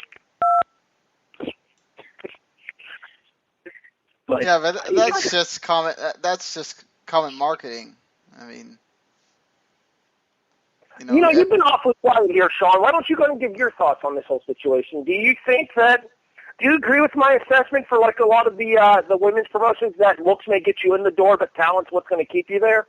Oh yeah, for sure. Even well now, more so than before. Even WWE now, I think a lot more. If you're talented in many different ways than just looks, you have a chance at doing a lot more things than, say, the problems that even Marie's going through right now. Well, let's compare the women's division in mainstream wrestling right now towards what it used to be. Let's look at the fact that 2006, Tori Wilson, Christy Hemme, and Ashley Massaro were all heavily featured in prominent roles in the WWE, whereas the only woman that you would really say is there because of her looks originally that's still with the company right now, other than Nikki, who's out hurt, is Brie Bella. And Brie's turned into a serviceable worker over the years. I'm not going to say she's a great worker or anything, but she's turned into a serviceable worker within her division. Yeah, I mean, Nikki has obviously surpassed her as far as working goes, but I don't disagree, and I actually think Nikki has a much more established character as well, which helps. We can continue this discussion, and I'm sure we probably will. We can talk about the merits of character as well. Maybe if we do a WSU show or a Shimmer show, or I know me and Patrick both own quite a bit of the Femme Fatale shows too, so we could talk more about this when we do one of those shows. It's unfortunately a little bit past the midway point, and we still have the second half of the show and our closing run to get into. So for now, we're going to have to put this discussion to bed. But it's a debate that we can talk about more in regards to how looks and how talent generally mesh. We can talk more about this on our Facebook page. And Patrick, why don't you let them know we're out on Facebook? They can find us as well as if they want to continue the conversation by Twitter. Absolutely. If you do want to continue this conversation, it's definitely something that I don't think is going to end anytime soon. You can find us on Facebook, facebook.com/Wrestling Unwrapped, which is the name of the show. Or you can find us on Twitter at WU Off the Shelf. And then, as always, if you also want to find any of the wonderful W2M guys, if you want to talk to any of them at any point, you can find the group, facebook.com/Wrestling to the Max. And you can also like them on Facebook at facebook.com/W2M Network. And The Twitter for them is at Wrestling to Max, correct? Not Wrestling to the Max. It's just Wrestling to Max. Twitter has a letter cap, so I decided to shorten it. That's essentially why we're WU off the shelf instead of Wrestling Unwrapped on Twitter, because of that stupid cap. In addition, I'm Harry Broadhurst. He's Patrick Ketsa. Both of us are reachable on Facebook as well. If you're a fan of the show, by all means, let us know. We'd love to talk to people that listen to the show. Let us know what you like about the show, what you don't like about the show, if there's anything that you could change. Unfortunately, despite the many requests that I've gotten, I cannot change who my co-host is. He's kind of around for the long haul. I'm sorry. While the secondary co-host here doesn't realize he's auditioning to become the permanent co-host. Oh, crap. You weren't supposed to know that, Harry. Hey, I will have you know that Sean's going to fill in magnificently in my stead on February 14th. And Sean has done an February. You know what? Go yourself. Anywho, no, that is one thing that I did want to break here. I will be missing the February 14th episode. It is my birthday. I have prior plans that were made before we agreed to come back to the show, so I am unavailable that day. Patrick and Sean will be doing the show, and they will be covering a show that we've actually covered before on Wrestling Unwrapped. Sean, do you want to tell everybody what you guys decided to cover real quick?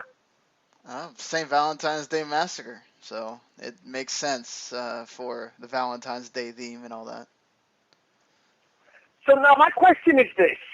Since Sean's filling in my stead, does that mean his match rankings go with my match rankings, or should I just rank the show myself and put them with my ratings? Rank them yourself, of course. We always want as many opinions as possible. That's what I was going to say. Having 3 for one show would not be bad. All right. Well, Sean, you're more than welcome to chime in with your star ratings for that show, too, on our Wrestling Unwrapped Facebook page. Sure. Alrighty, though. Getting back into tonight's event, Shine 1 from Tampa, Florida, Ybor City, Florida, at the Orpheum. Since we were talking about her, we might as well cover this part because it kind of meshes into the next match anyway. And that was... Yeah, I was going to say... I don't think we can go into the next match without talking about what directly preceded it. Exactly, and that is Daphne and Lenny Leonard, Daphne being the ring announcer and Lenny Leonard being the commentator. Lenny came out because Daphne was already out to present a legacy award, I believe, from Diva Dirt. I could be wrong about that. It may have been the Ring Bells Award. I think it was Diva Dirt, though. I'm pretty sure it was Diva Dirt. Yeah, and I'm inclined to agree with you. Kind of they call it the Legacy Award, but kind of a Lifetime Achievement Award to one half of the main event in Jazz.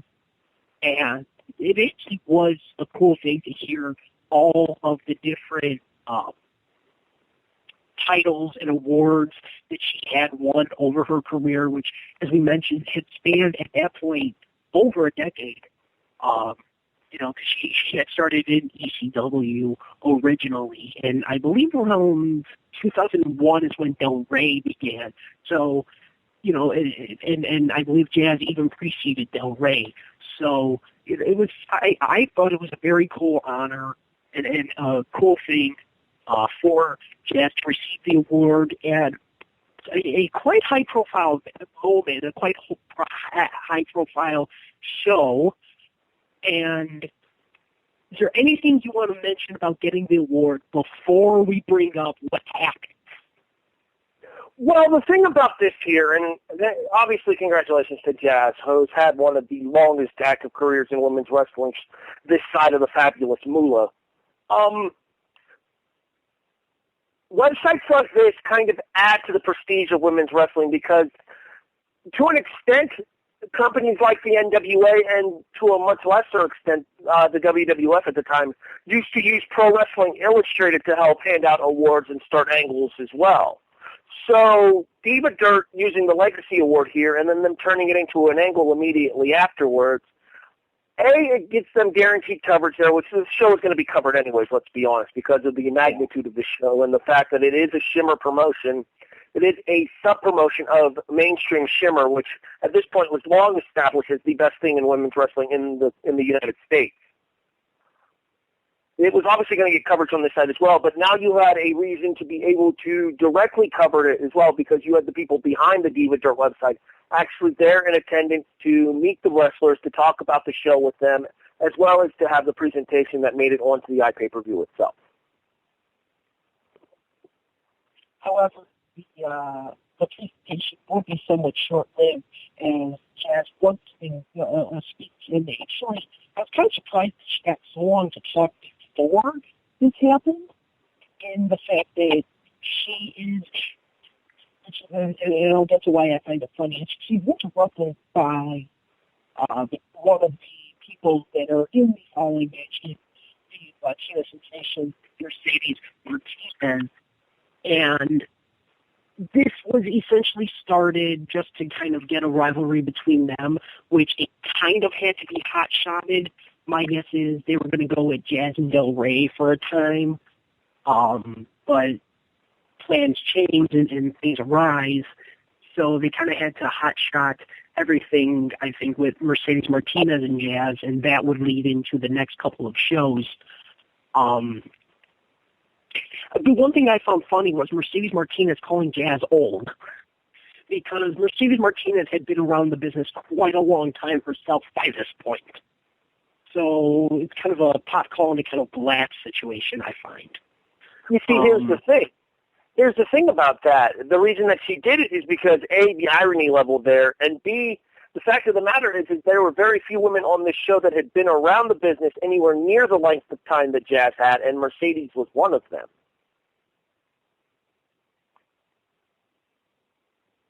I mean, yeah, Mercedes, I believe, if I'm correct here, Mercedes started wrestling in either 2003 or 2004. Jazz started wrestling in 1998, so there's not that big of a gap between the two. I mean, yeah, so it's one of those, you had at the time probably 3 of the longest tenured female professional wrestlers on this card. Maybe not the 3 longest that were still going. You had 3 of the longest in Mercedes Martinez, Sara Del Rey, and Jazz. Jazz beating everybody. 4. Well, 4 when you count the Booker. I'm talking wrestling on the show. Actually wrestling on the show. Okay, so, fair enough. Yeah. So, it was how the main event kind of ends. Part of me thinks that this was a hot shot to get everything going immediately, because of the fact that they knew Del Rey was not going to be around very much longer. They may not have known how long, but not much longer. By the next Shimmer taping, which was that October, she was already in the WWE, which is why she had to drop the belt in Montreal 2 weeks prior. Patrick? Yeah? I just did a quick search here for Mercedes Martinez, and it's actually a lot closer for her and Jazz than I thought it was. Mercedes Martinez made 01? Mercedes Martinez's professional debut as a wrestler was against a male wrestler named Juice on November 12th, 2000. So there you go. So, in addition, there is another point of commonality that I wanted to bring up here real quick. Mercedes Martinez's trainer? Jason Knight. Jason Knight, the same man who trained Jazz. So there's definitely a lot of commonality going on between the two of them, and they're both very heavy-handed strikers, and there's a lot of similarities that you can find between the two of them. Obviously we just mentioned Kareem almost immediately, but I don't know. You felt like they had Mercedes interrupt just as a hot shot to get that started, knowing that Del Rey wasn't going to be there much longer? I definitely feel like they needed to get a main event out for Shine Volume 2, and kind of jump-starting the Mercedes and Jazz feud to set up that second show with the way that they chose to go. Obviously, they knew that Death Ray was only around for this show, and then she was leaving. Much like Shimmer knew that she was gone, much like Shakara knew that she was gone. I think her last Shakara match was just a couple weeks before this. Yeah. When she... July and August were essentially her swan song for everything, aside from Shimmer, which Shimmer had occurred back in April, because at the time it wasn't known. Right, and whereas for Shakara, it was in July when she took on Icarus, I believe, and then you had this match right here against Jazz, where this was, I do believe you are correct in saying this was her final independent professional wrestling appearance. Yeah, very well could be. I think she did commentary for a future Shine show as well, but that's nitpicking now. As far as actual matches, I think this was it. But getting back to Mercedes Martinez, part of the reason that she had interrupted Jazz to begin with was because she was next. Which I always found funny, is the fact that it's like, okay, I'm coming out here interrupting you, and I'm not going anywhere. Because the very next match, the match to kind of bring us into the second half, was Mercedes Martinez taking on a very, very young, very game Leva Bates. Leva obviously becoming the almost official cosplayer of wrestling and dressing up in so many different characters, and this one being no different, as it was the amazing Leva Bates dressing up as Spider-Man, webbing and all, which to me should have gotten her disqualified. Hey, I will have you know that silly string is a perfectly valid weapon in professional wrestling. It's still a weapon. It's silly string. It's still a weapon. And it was meant to blind Mercedes, which it succeeded. Blind, stunned, whatever. You're nitpicking because you know I'm right. Continue talking about the match. Okay. So, this one made Leva look probably a lot better than she should have, considering how Mercedes is going to be booked in the future. It probably should. This one, unlike the tag match that we talked about earlier, this one probably should have been a bit more one-sided, but they gave Leva a fair chunk of offense, and they gave her quite a bit, or I should say Mercedes gave her quite a bit, but my God, the one thing I'll always admire about Mercedes, honestly, I find Mercedes to be quite an underrated wrestler, and she's probably one of my favorites after Del Rey. She has to have some of the absolute hardest chops I've ever heard, to where you could hear her connect with Leva, and Leva has a shirt on, which is almost scary that she was able to pull that off, is that you could hear her connect with her chops even through a shirt. But this was kind of still somewhat of a one-sided match. This was just meant to be all Mercedes, and it doesn't last long, eventually ending, as you mentioned earlier, with the Fisherman's Buster, the leg cradle brain buster, which Fisher Woman Buster.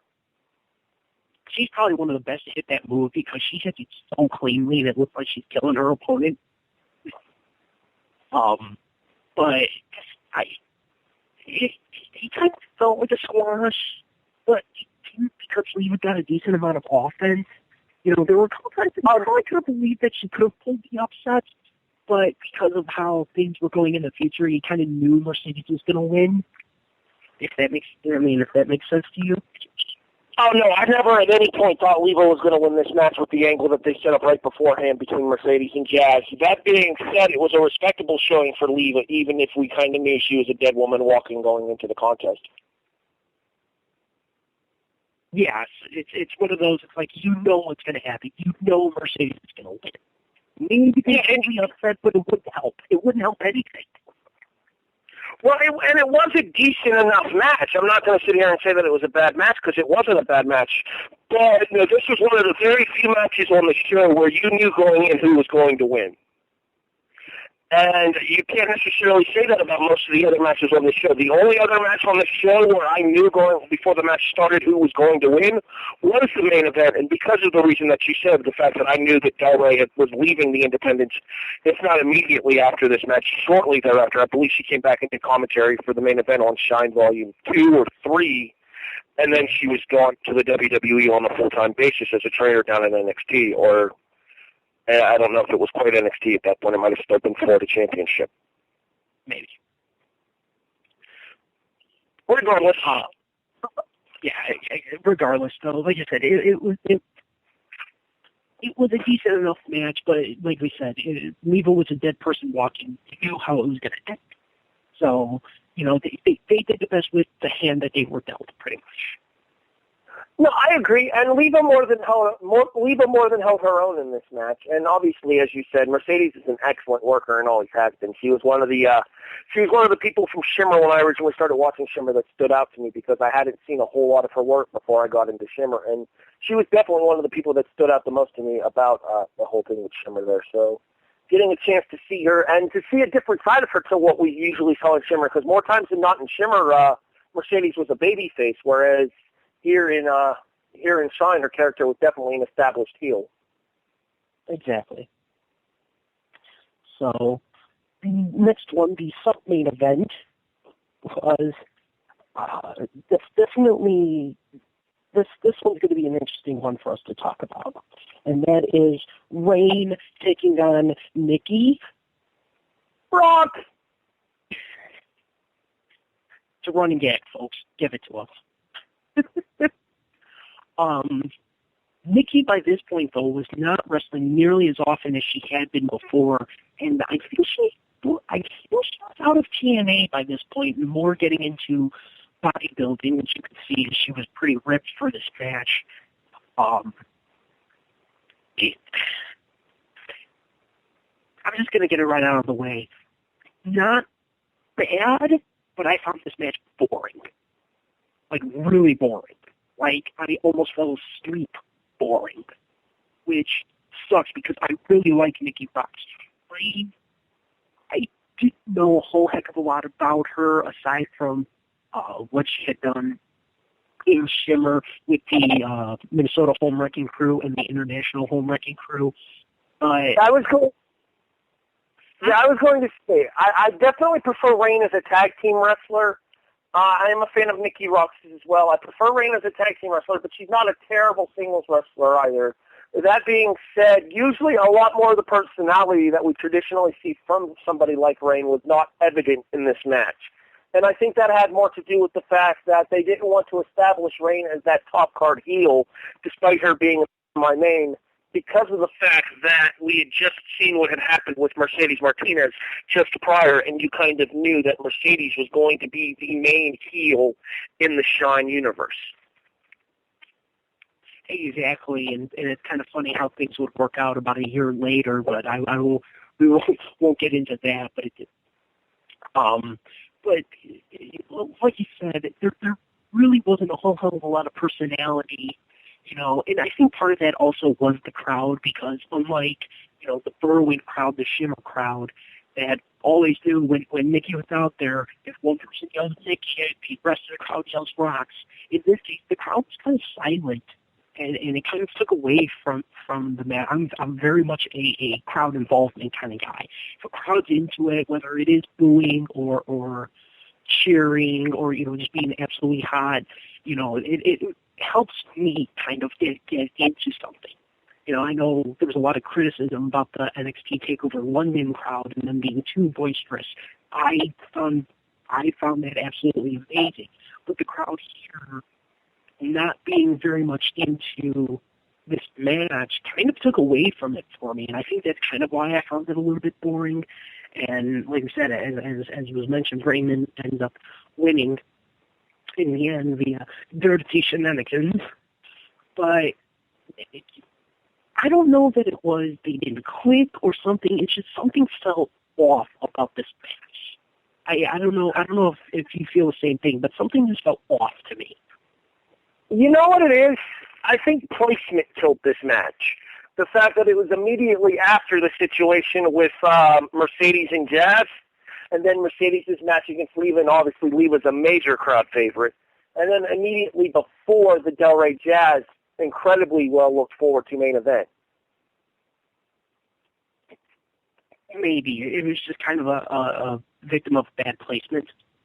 Yeah, this was one of those situations where I would say that if this was a match that had opened the company rather than, say, Kimberly and Veda Scott, I think we would be talking much more about this match in the fact that the crowd would have been a lot more into it and it would have stood out more. Yeah, I think. I think this was just a victim of placement more than anything. If, like you said, if Veda and Kimberly had been in this placement, kind of this cool down match between the two, kind of big important matches, and the show started with Rain and Nikki Rocks, I think it would be a whole different story. But that's not to say this was a bad match by any means, because you have two quality wrestlers here. So I'm just going to stick with my guns and say that it was more of a victim of placement more than anything. I would say, yeah, victim of circumstance rather than anything detrimental towards the match itself. The ring work itself is perfectly competent. It's just in a bad place for this card. Yeah. So, any final thoughts about it before we get to the main event? We got about a half an hour to do this, and we still got the main event and the final rundown to get into. So let's go ahead and move forward. Alrighty, may as well. And once again, it is main event time from Tampa, Florida, for Shine #1, and it is a dream match, and essentially the last possible time you would be able to see this match, and that is former WWE champion, former ECW star Jazz, taking on, the American Angel, the Death Ray, the Queen of Wrestling, the Queen of all trades almost, in Sara Del Rey, in what we think is Sarah's final independent wrestling match, essentially of her career. Maybe a Jersey All-Pro later on, but this was essentially the last high-profile match she would have before joining the WWE.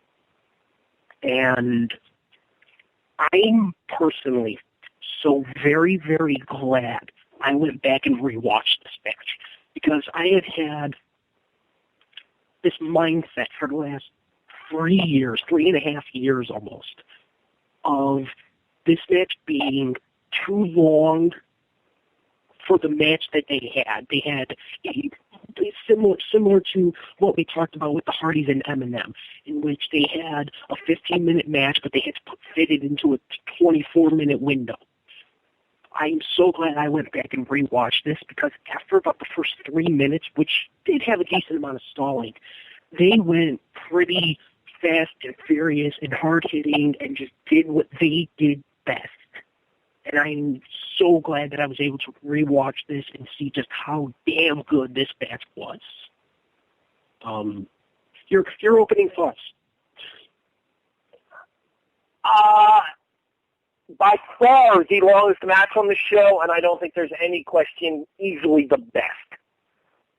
With these two women going into this match, you kind of knew what you were getting from both of them as individuals, but you didn't know if they were going to mesh well against each other, because I believe this may have been a first-time matchup. It's on the DVD case as a first-time dream match. So you add in that with the fact that you don't know what you're going to get from these two, and I think that kind of explains the slow start. But once things pick up for this match, boy, do they pick up. Yeah, there's very little doubt about that. And then you just get for about the next 15 minutes, just hard-hitting, fast-paced. They put everything they had into this match.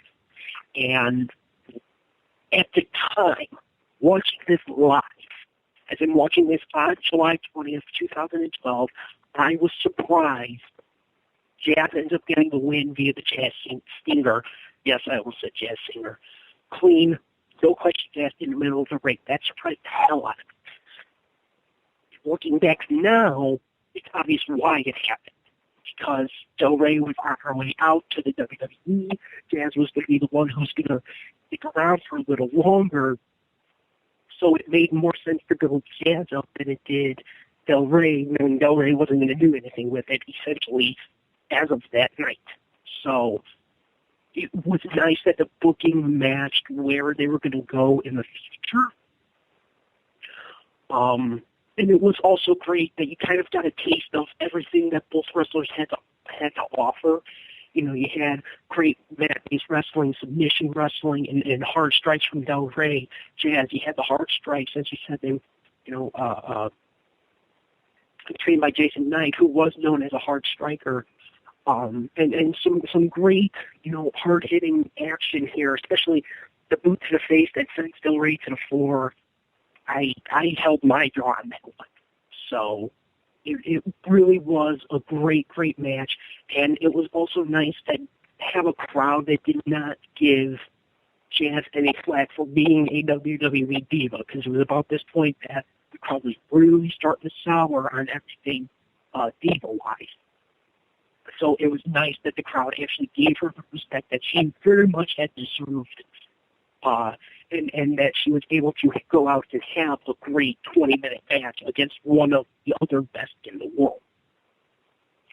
I don't believe there is any question at this point right now, at this point in 2012, that Sara Del Rey was the best women's wrestler in the world. And the argument could be made that she may have been the best wrestler, period, in America at that point. Because everywhere she went, between Ring of Honor, Shakara, Shimmer, Shine, no matter who it was for, Del Rey was tearing it up regardless of who she was put in the ring against. I take you back to the aforementioned Icarus match. And up until that point, that was one of the loudest crowd reactions to any match in Chikara history, because of the fact that Del Rey is the worker that she is, but also it has a lot to do with the fact that up until that point, Icarus was a gigantic a-hole. So the fans were emotionally invested in that match, and it led to some of the loudest reactions in Chikara history based on the content of a match itself, rather than an angle that was being run post or before a match. In this particular match, you mentioned some of the kicks and some of the strikes and stuff. There were several times where, like, when I get invested into a match, I start physically reacting to matches here. And there was the one shot from Del Rey, one of the boots from Del Rey that knocked Jazz down, and I found myself sitting there going, Jesus! Because it looked like she kicked the bejeebus out of Jazz. But at the same time, that's kind of, in both of their cases, kind of their styles. It was a more rough and tumble, so they may not have held back very much on each other, not like they would with other wrestlers. And since you wanted to bring up Chikara with Del Rey, I should mention the fact that the only Chikara show I've ever seen live actually had the match order changed on the fly. And it involved it, because the main event match, the advertised match, was supposed to be Eddie Kingston versus Kevin Steen for the Jakara Grand Championship. During the show, the crowd just, for whatever random as hell reason, nobody knows why, just starts going nuts for Generico and Del Rey, who were scheduled to have a match. And the crowd finally essentially got their wish. Kingston and Steen ended up switching spots, and the main event ended up being Del Rey and Generico, and they tore the house down. And it ended up being a hell of a lot better than that Ring of Honor show that would happen later that night in Chicago Ridge. But I was just going to say real quick, I would point out, as far as that Steen and Kingston match there, that match had a screwy finish too, so ending the show would have left a bad taste in everybody's mouth there, so I'm not really surprised that Del Rey and Generico were the show closer. Now, it was supposed to be as of show's start. But it's one of those things where when you really get a crowd emotionally invested, and contrary to the previous match where the crowd was dead silent, the crowd was into this one, and then once again, it helped a lot for me. Just to see a crowd so invested in the match, but once again, as we've mentioned throughout the night, this was two known wrestlers. One had been to the big stage, one was about to go to the big stage, so it helped out a lot. And like you said, Sara Del Rey being one of the top wrestlers, one of the top female wrestlers in the world, and possibly one of the top wrestlers, period, in the United States, sure as hell helped a lot. At the time, would you have been okay with Jazz winning over Del Rey, though? At the time, not now, looking back. Looking back, I really don't think it mattered who actually won the match. I think the real winners were the fans in attendance and those of the fans that bought the iPay-per-view as well as the DVD, which this is one of the ones that's available. So I can't say that I can't say that I would have had a positive or negative reaction one way or another based on the fact that Jazz or Del Rey would have come out of this match as the winner. This was exactly what they billed it as. It was a women's wrestling dream match, and it was the first time ever and only women's wrestling dream match, too. So the real winner here were the fans. And I know that's kind of a cop-out to say, but it's honestly how I feel about it. But if that's your opinion, obviously, everyone's entitled to it. And you're right. Everyone is entitled to my opinion.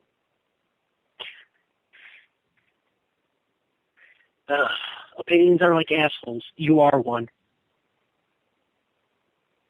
Well, it's been nice being on the W2M network. Sorry, Sean.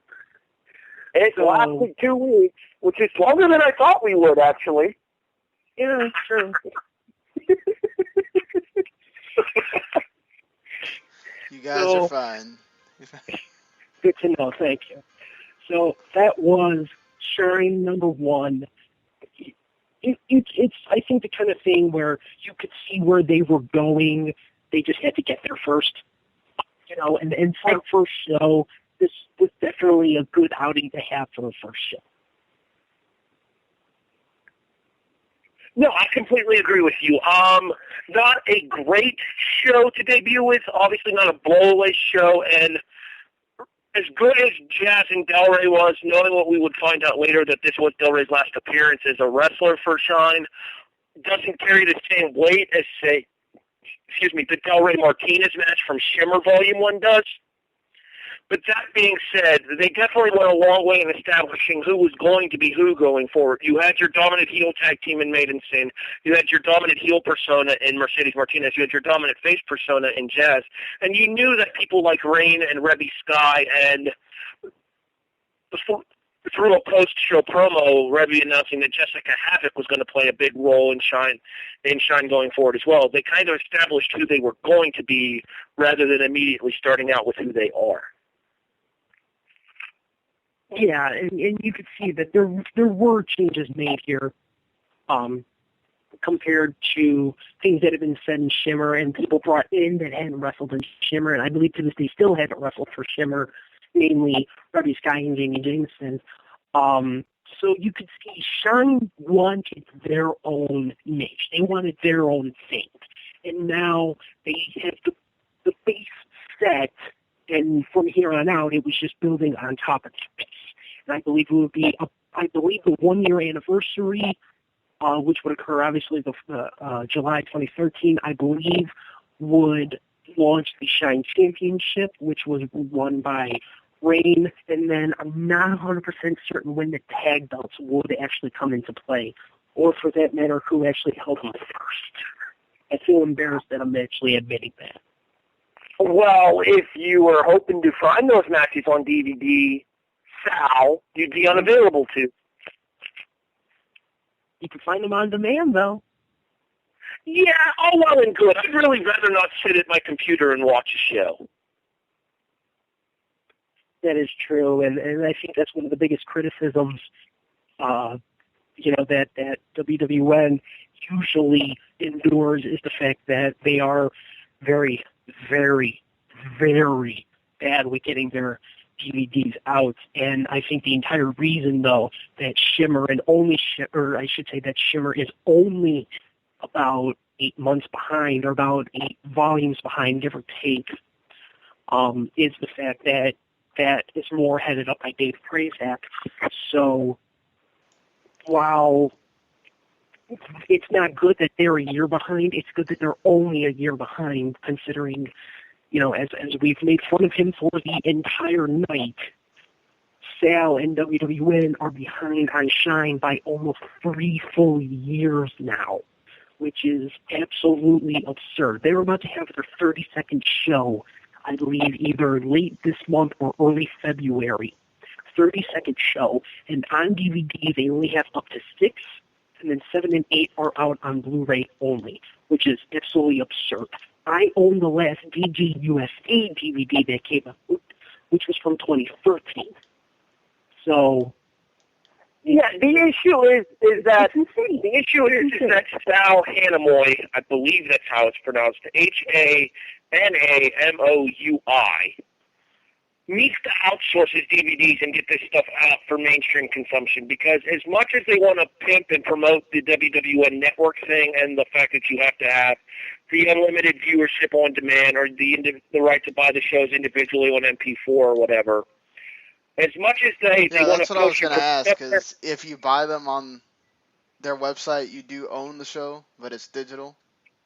It's a digital copy that's based on the site itself. It is not something you get to download, if memory serves me correctly, which makes it even dumber to me. Oh, that's really people, stupid. That's even stupid. I yeah. understand that they're trying to prevent people from being able to rip it and post it online and stuff like that, but there are ways around that too, though. I mean, if it's an MP4, which most videos like that are, there's software out there that would allow you to directly rip it. But the thing is just as importantly here, for as much of the market as you may be catching due to the fact that you can watch it on demand on the WWN website or when it airs live on iPay-per-view through the WWN network or whatever the official site for WWN is, there are a lot of people like myself that don't do the online pay-per-view thing because of the questionable quality at times of the streams and because of the fact that you miss stuff when you have to step out and you don't have the ability to pause the show if you need to step out and get something to eat or go use the restroom or something there, and won't do the internet pay-per-view thing for that very reason. I watch shows on DVD, so I have the ability to sit and use the 40-inch flat-screen television that I have to get the most out of my viewing experience, along with the option to, if I need to stop and pause to go use the restroom or to get something to eat, or if something comes up that I have to pause the show, I can just pause or stop the DVD and pick up my progress where I left off, rather than having to sit at a 10-inch computer screen and try to watch a show that way. Yeah,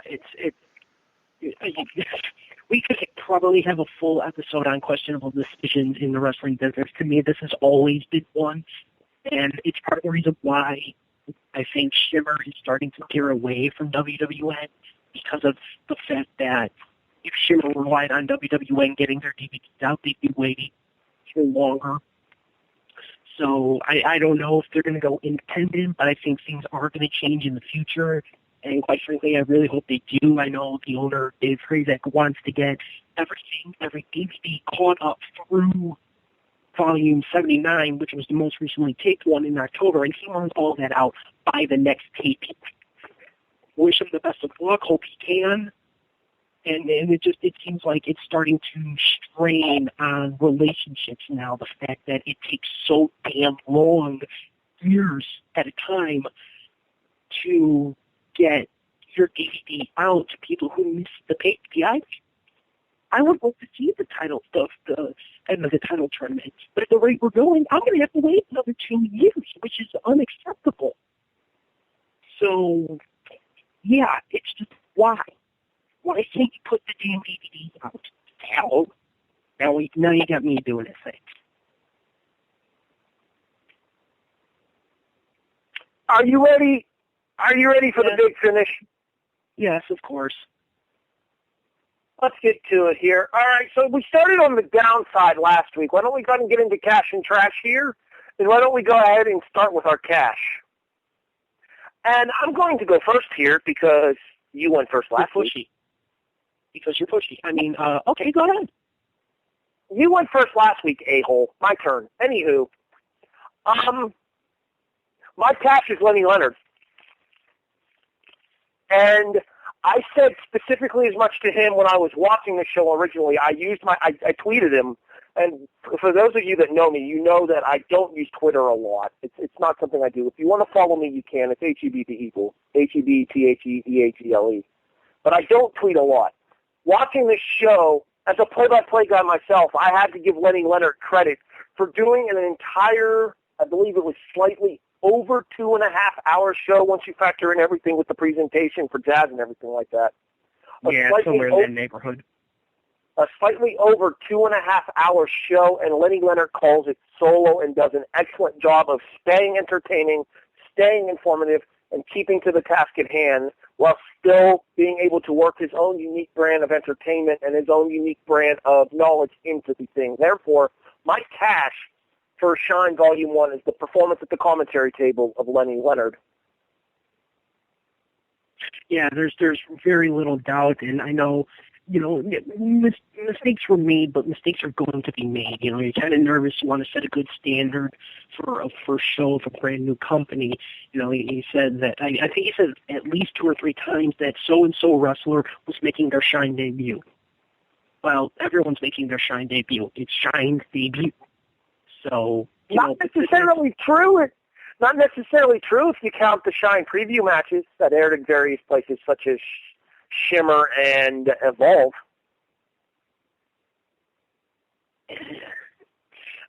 I'd be hard-pressed to include those in, I guess the Von Eerie Del Rey match did actually set up Shine 1's main event, so maybe you could, but for the most part, I mean, this was everybody's Shine debut.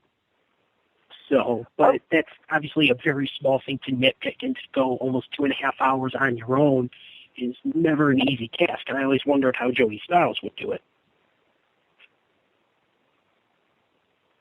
So, for me, my cash is the youth, because they used a lot of relatively new wrestlers. As we mentioned, Veda Scott in the debut match was only just starting her second year. Then you had Cherry Bomb, who's relatively new. Von Eerie, who maybe you could consider a veteran, but I don't believe had that much time in yet. You had Leva Bates, Ruby Sky, Jamie Jamison. So you had a lot of new, relatively unknown wrestlers, that would end up growing to becoming something much, much bigger. Aside from here and there, Leva Bates, Blue Pants, as NXT fans may know her, would become just a phenomenon unto herself. Veda Scott has become a phenomenon through Ring of Honor. And, Cherry Bomb to me is probably now one of the best female independent wrestlers, and I cannot wait to see her get back into the ring. I know there's a wrestler out of Canada who's going to kill me for saying that I'm a Cherry Bomb fan, but sorry, Courtney, I'm a Cherry Bomb fan. So, seeing the relative unknowns meshing with those that were veterans, and in 3 particular cases, longtime veterans, you could sense that the future of Shine was right there in front of you. Oh, completely agree. So they definitely laid out an established roster here, and that was the benefit of having as many singles matches as they did. They gave you an idea of who were going to be the people to look to going forward. You knew to look to Veda Scott going forward. You knew to look to Santana Garrett going forward. You knew that they were putting a lot of their eggs into the basket of Christina Von Eerie going forward, even if we both agree that we're not the biggest fans of CVE. Yeah.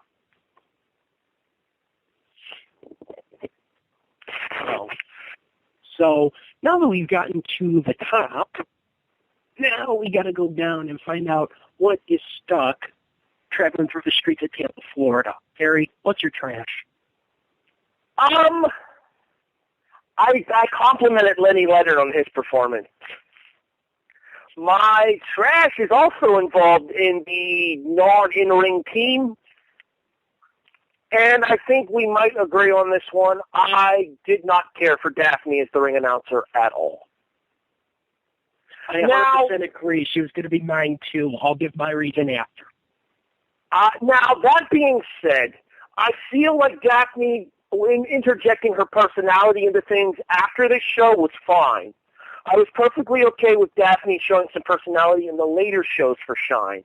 But for the very first show for Shine, what you want to do as an announcer and as a commentator is you want to establish who these people are, why they're important, and give everybody the details that they need to know about these people.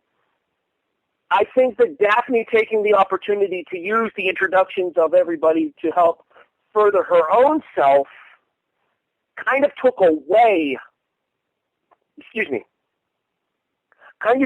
from the overall wrestling show experience.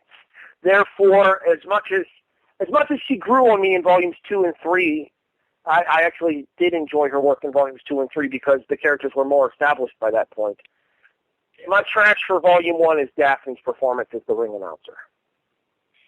And I absolutely agree. That was actually going to be mine as well. And she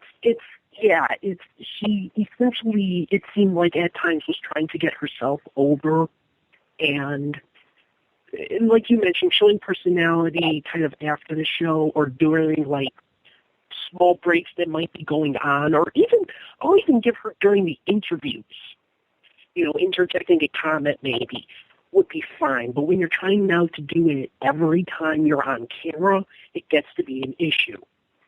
And I saw Daphne ring announce live once when I went to New Orleans, and she was the ring announcer for Shimmer Volume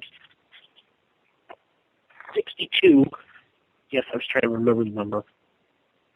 And by the end, people were actually laughing at her because of the fact that they had a main event that was a 90-minute time limit, and she kept forgetting how much time was actually left. So she's not that good of a ring announcer. I'm glad that she eventually was able to switch gears and become a manager again in Daphne's All-Star Squad. Greatest name ever, because who doesn't love to see Daphne's ass? But here, it felt like she was nervous and didn't really know what to do. It was just kind of like, okay, well, we can try this, and a lot of it didn't work. So I absolutely agree. My trash is Daphne as a ring announcer. Yeah, don't get me wrong. Daphne has her more endearing qualities. And as you said, showing personality during the interviews, and if she would have conducted any backstage interviews after the show and stuff, that would have been just fine. But as a ring announcer, your job is to introduce the people and let everybody at home know who they are, where they're from, and why they're important.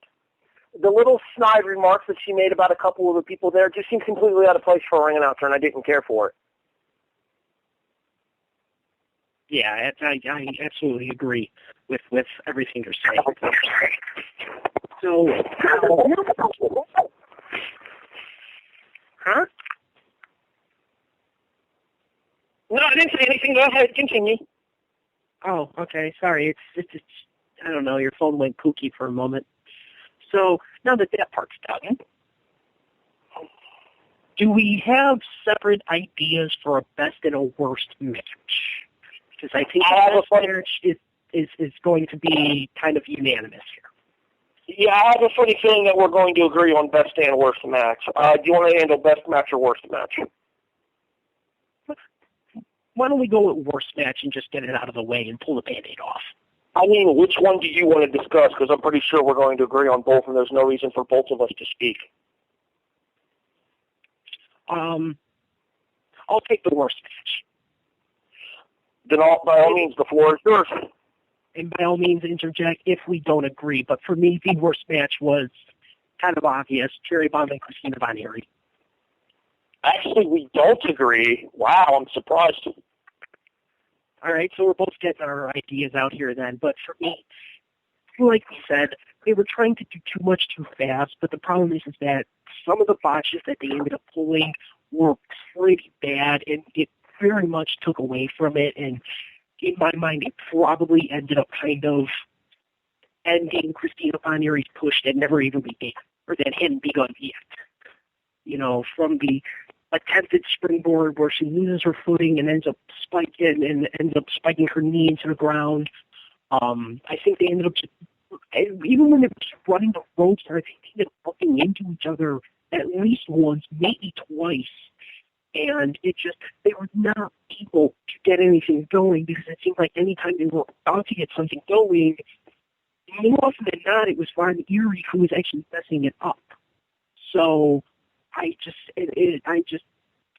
couldn't really find anything outstandingly bad enough to overtake this from any other match.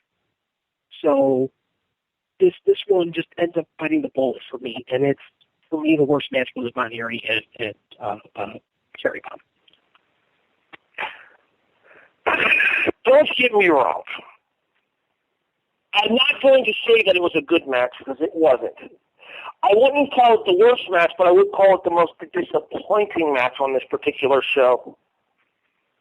That being said, I think the distinction of the worst match on this show goes to the match that was also the shortest on this show. And for me, the worst match was Santana Garrett and Tina San Antonio. That would be number 2 for me, just so you know. And the reason I picked Santana Garrett and Tina San Antonio is because it was short. There were several noticeable miscommunications during the course of this match, and it definitely seemed to me like both of these women had an off night. Having gotten an opportunity to familiarize myself more with Santana's work after the show, she stood out a little bit more afterwards than she did during the course of this match. And as I said earlier, I've never been a real huge fan of Tina San Antonio. I've always felt she was more of a second to Marty Bell. So, and I think we've spoken about it enough, but I think it's going to be pretty obvious for us. Our best match of the night, for me, Sara Del Rey and Jazz. Oh, absolutely. No doubt in my mind.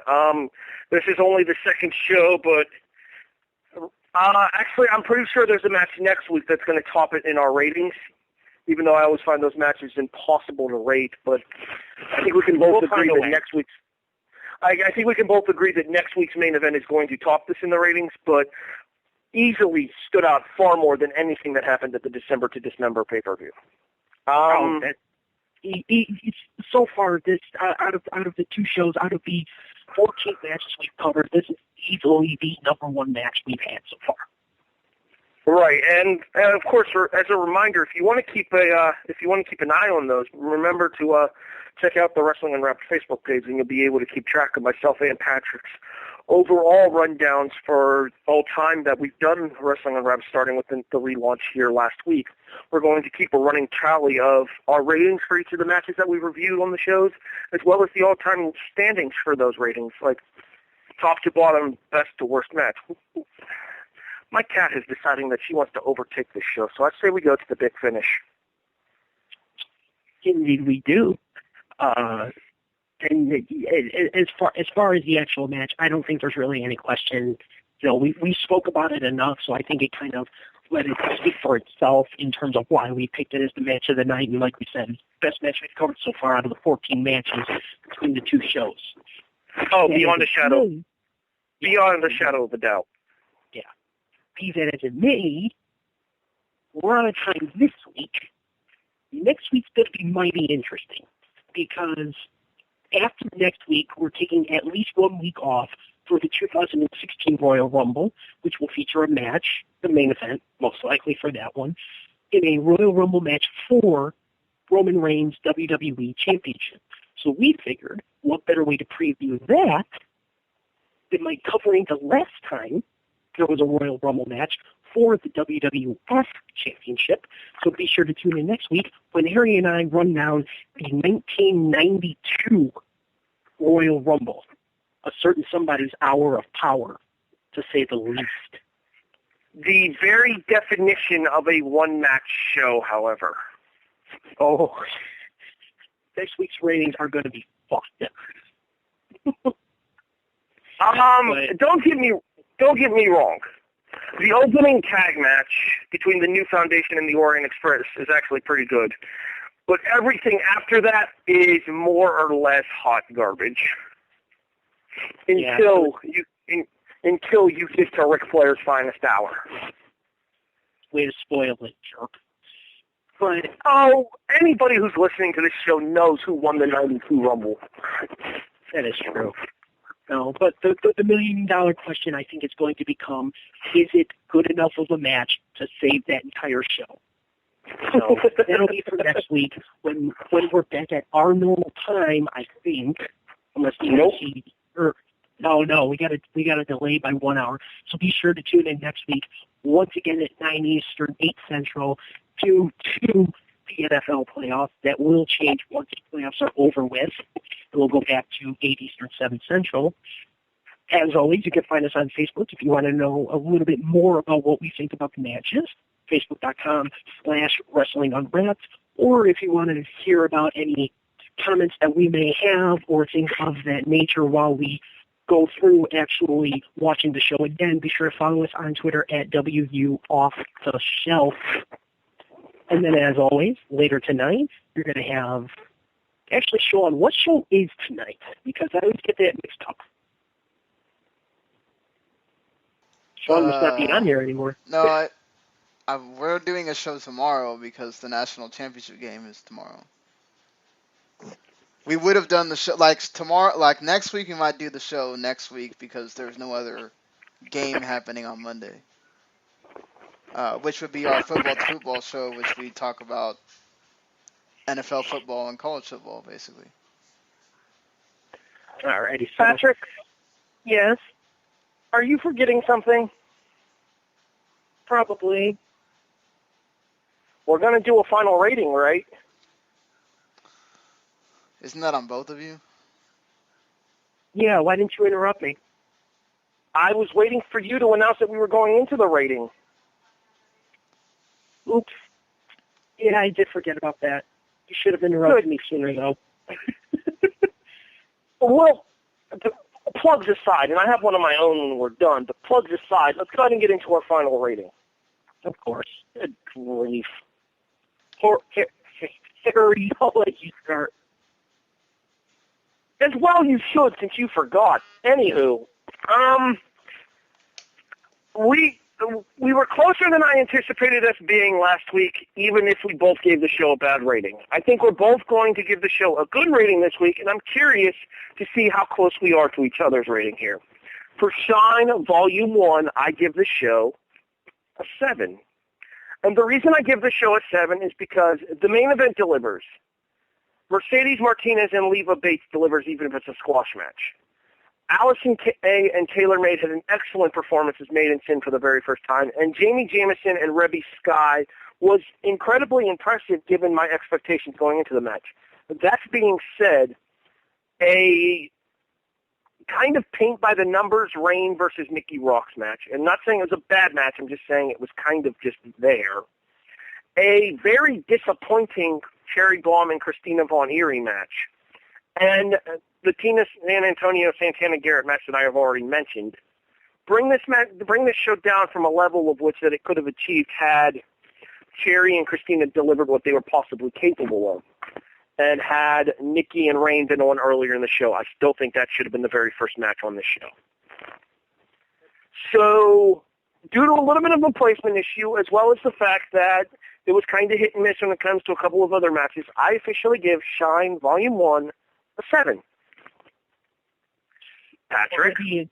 We're going to be exactly split the same way we were split last week, too. And it's for many of the situations that you brought up. I'm actually going to give Shine number 1 a 6.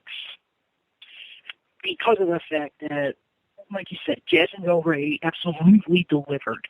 But aside from that, nothing really majorly stuck out for me. And this was mostly a show of trying to build for the future.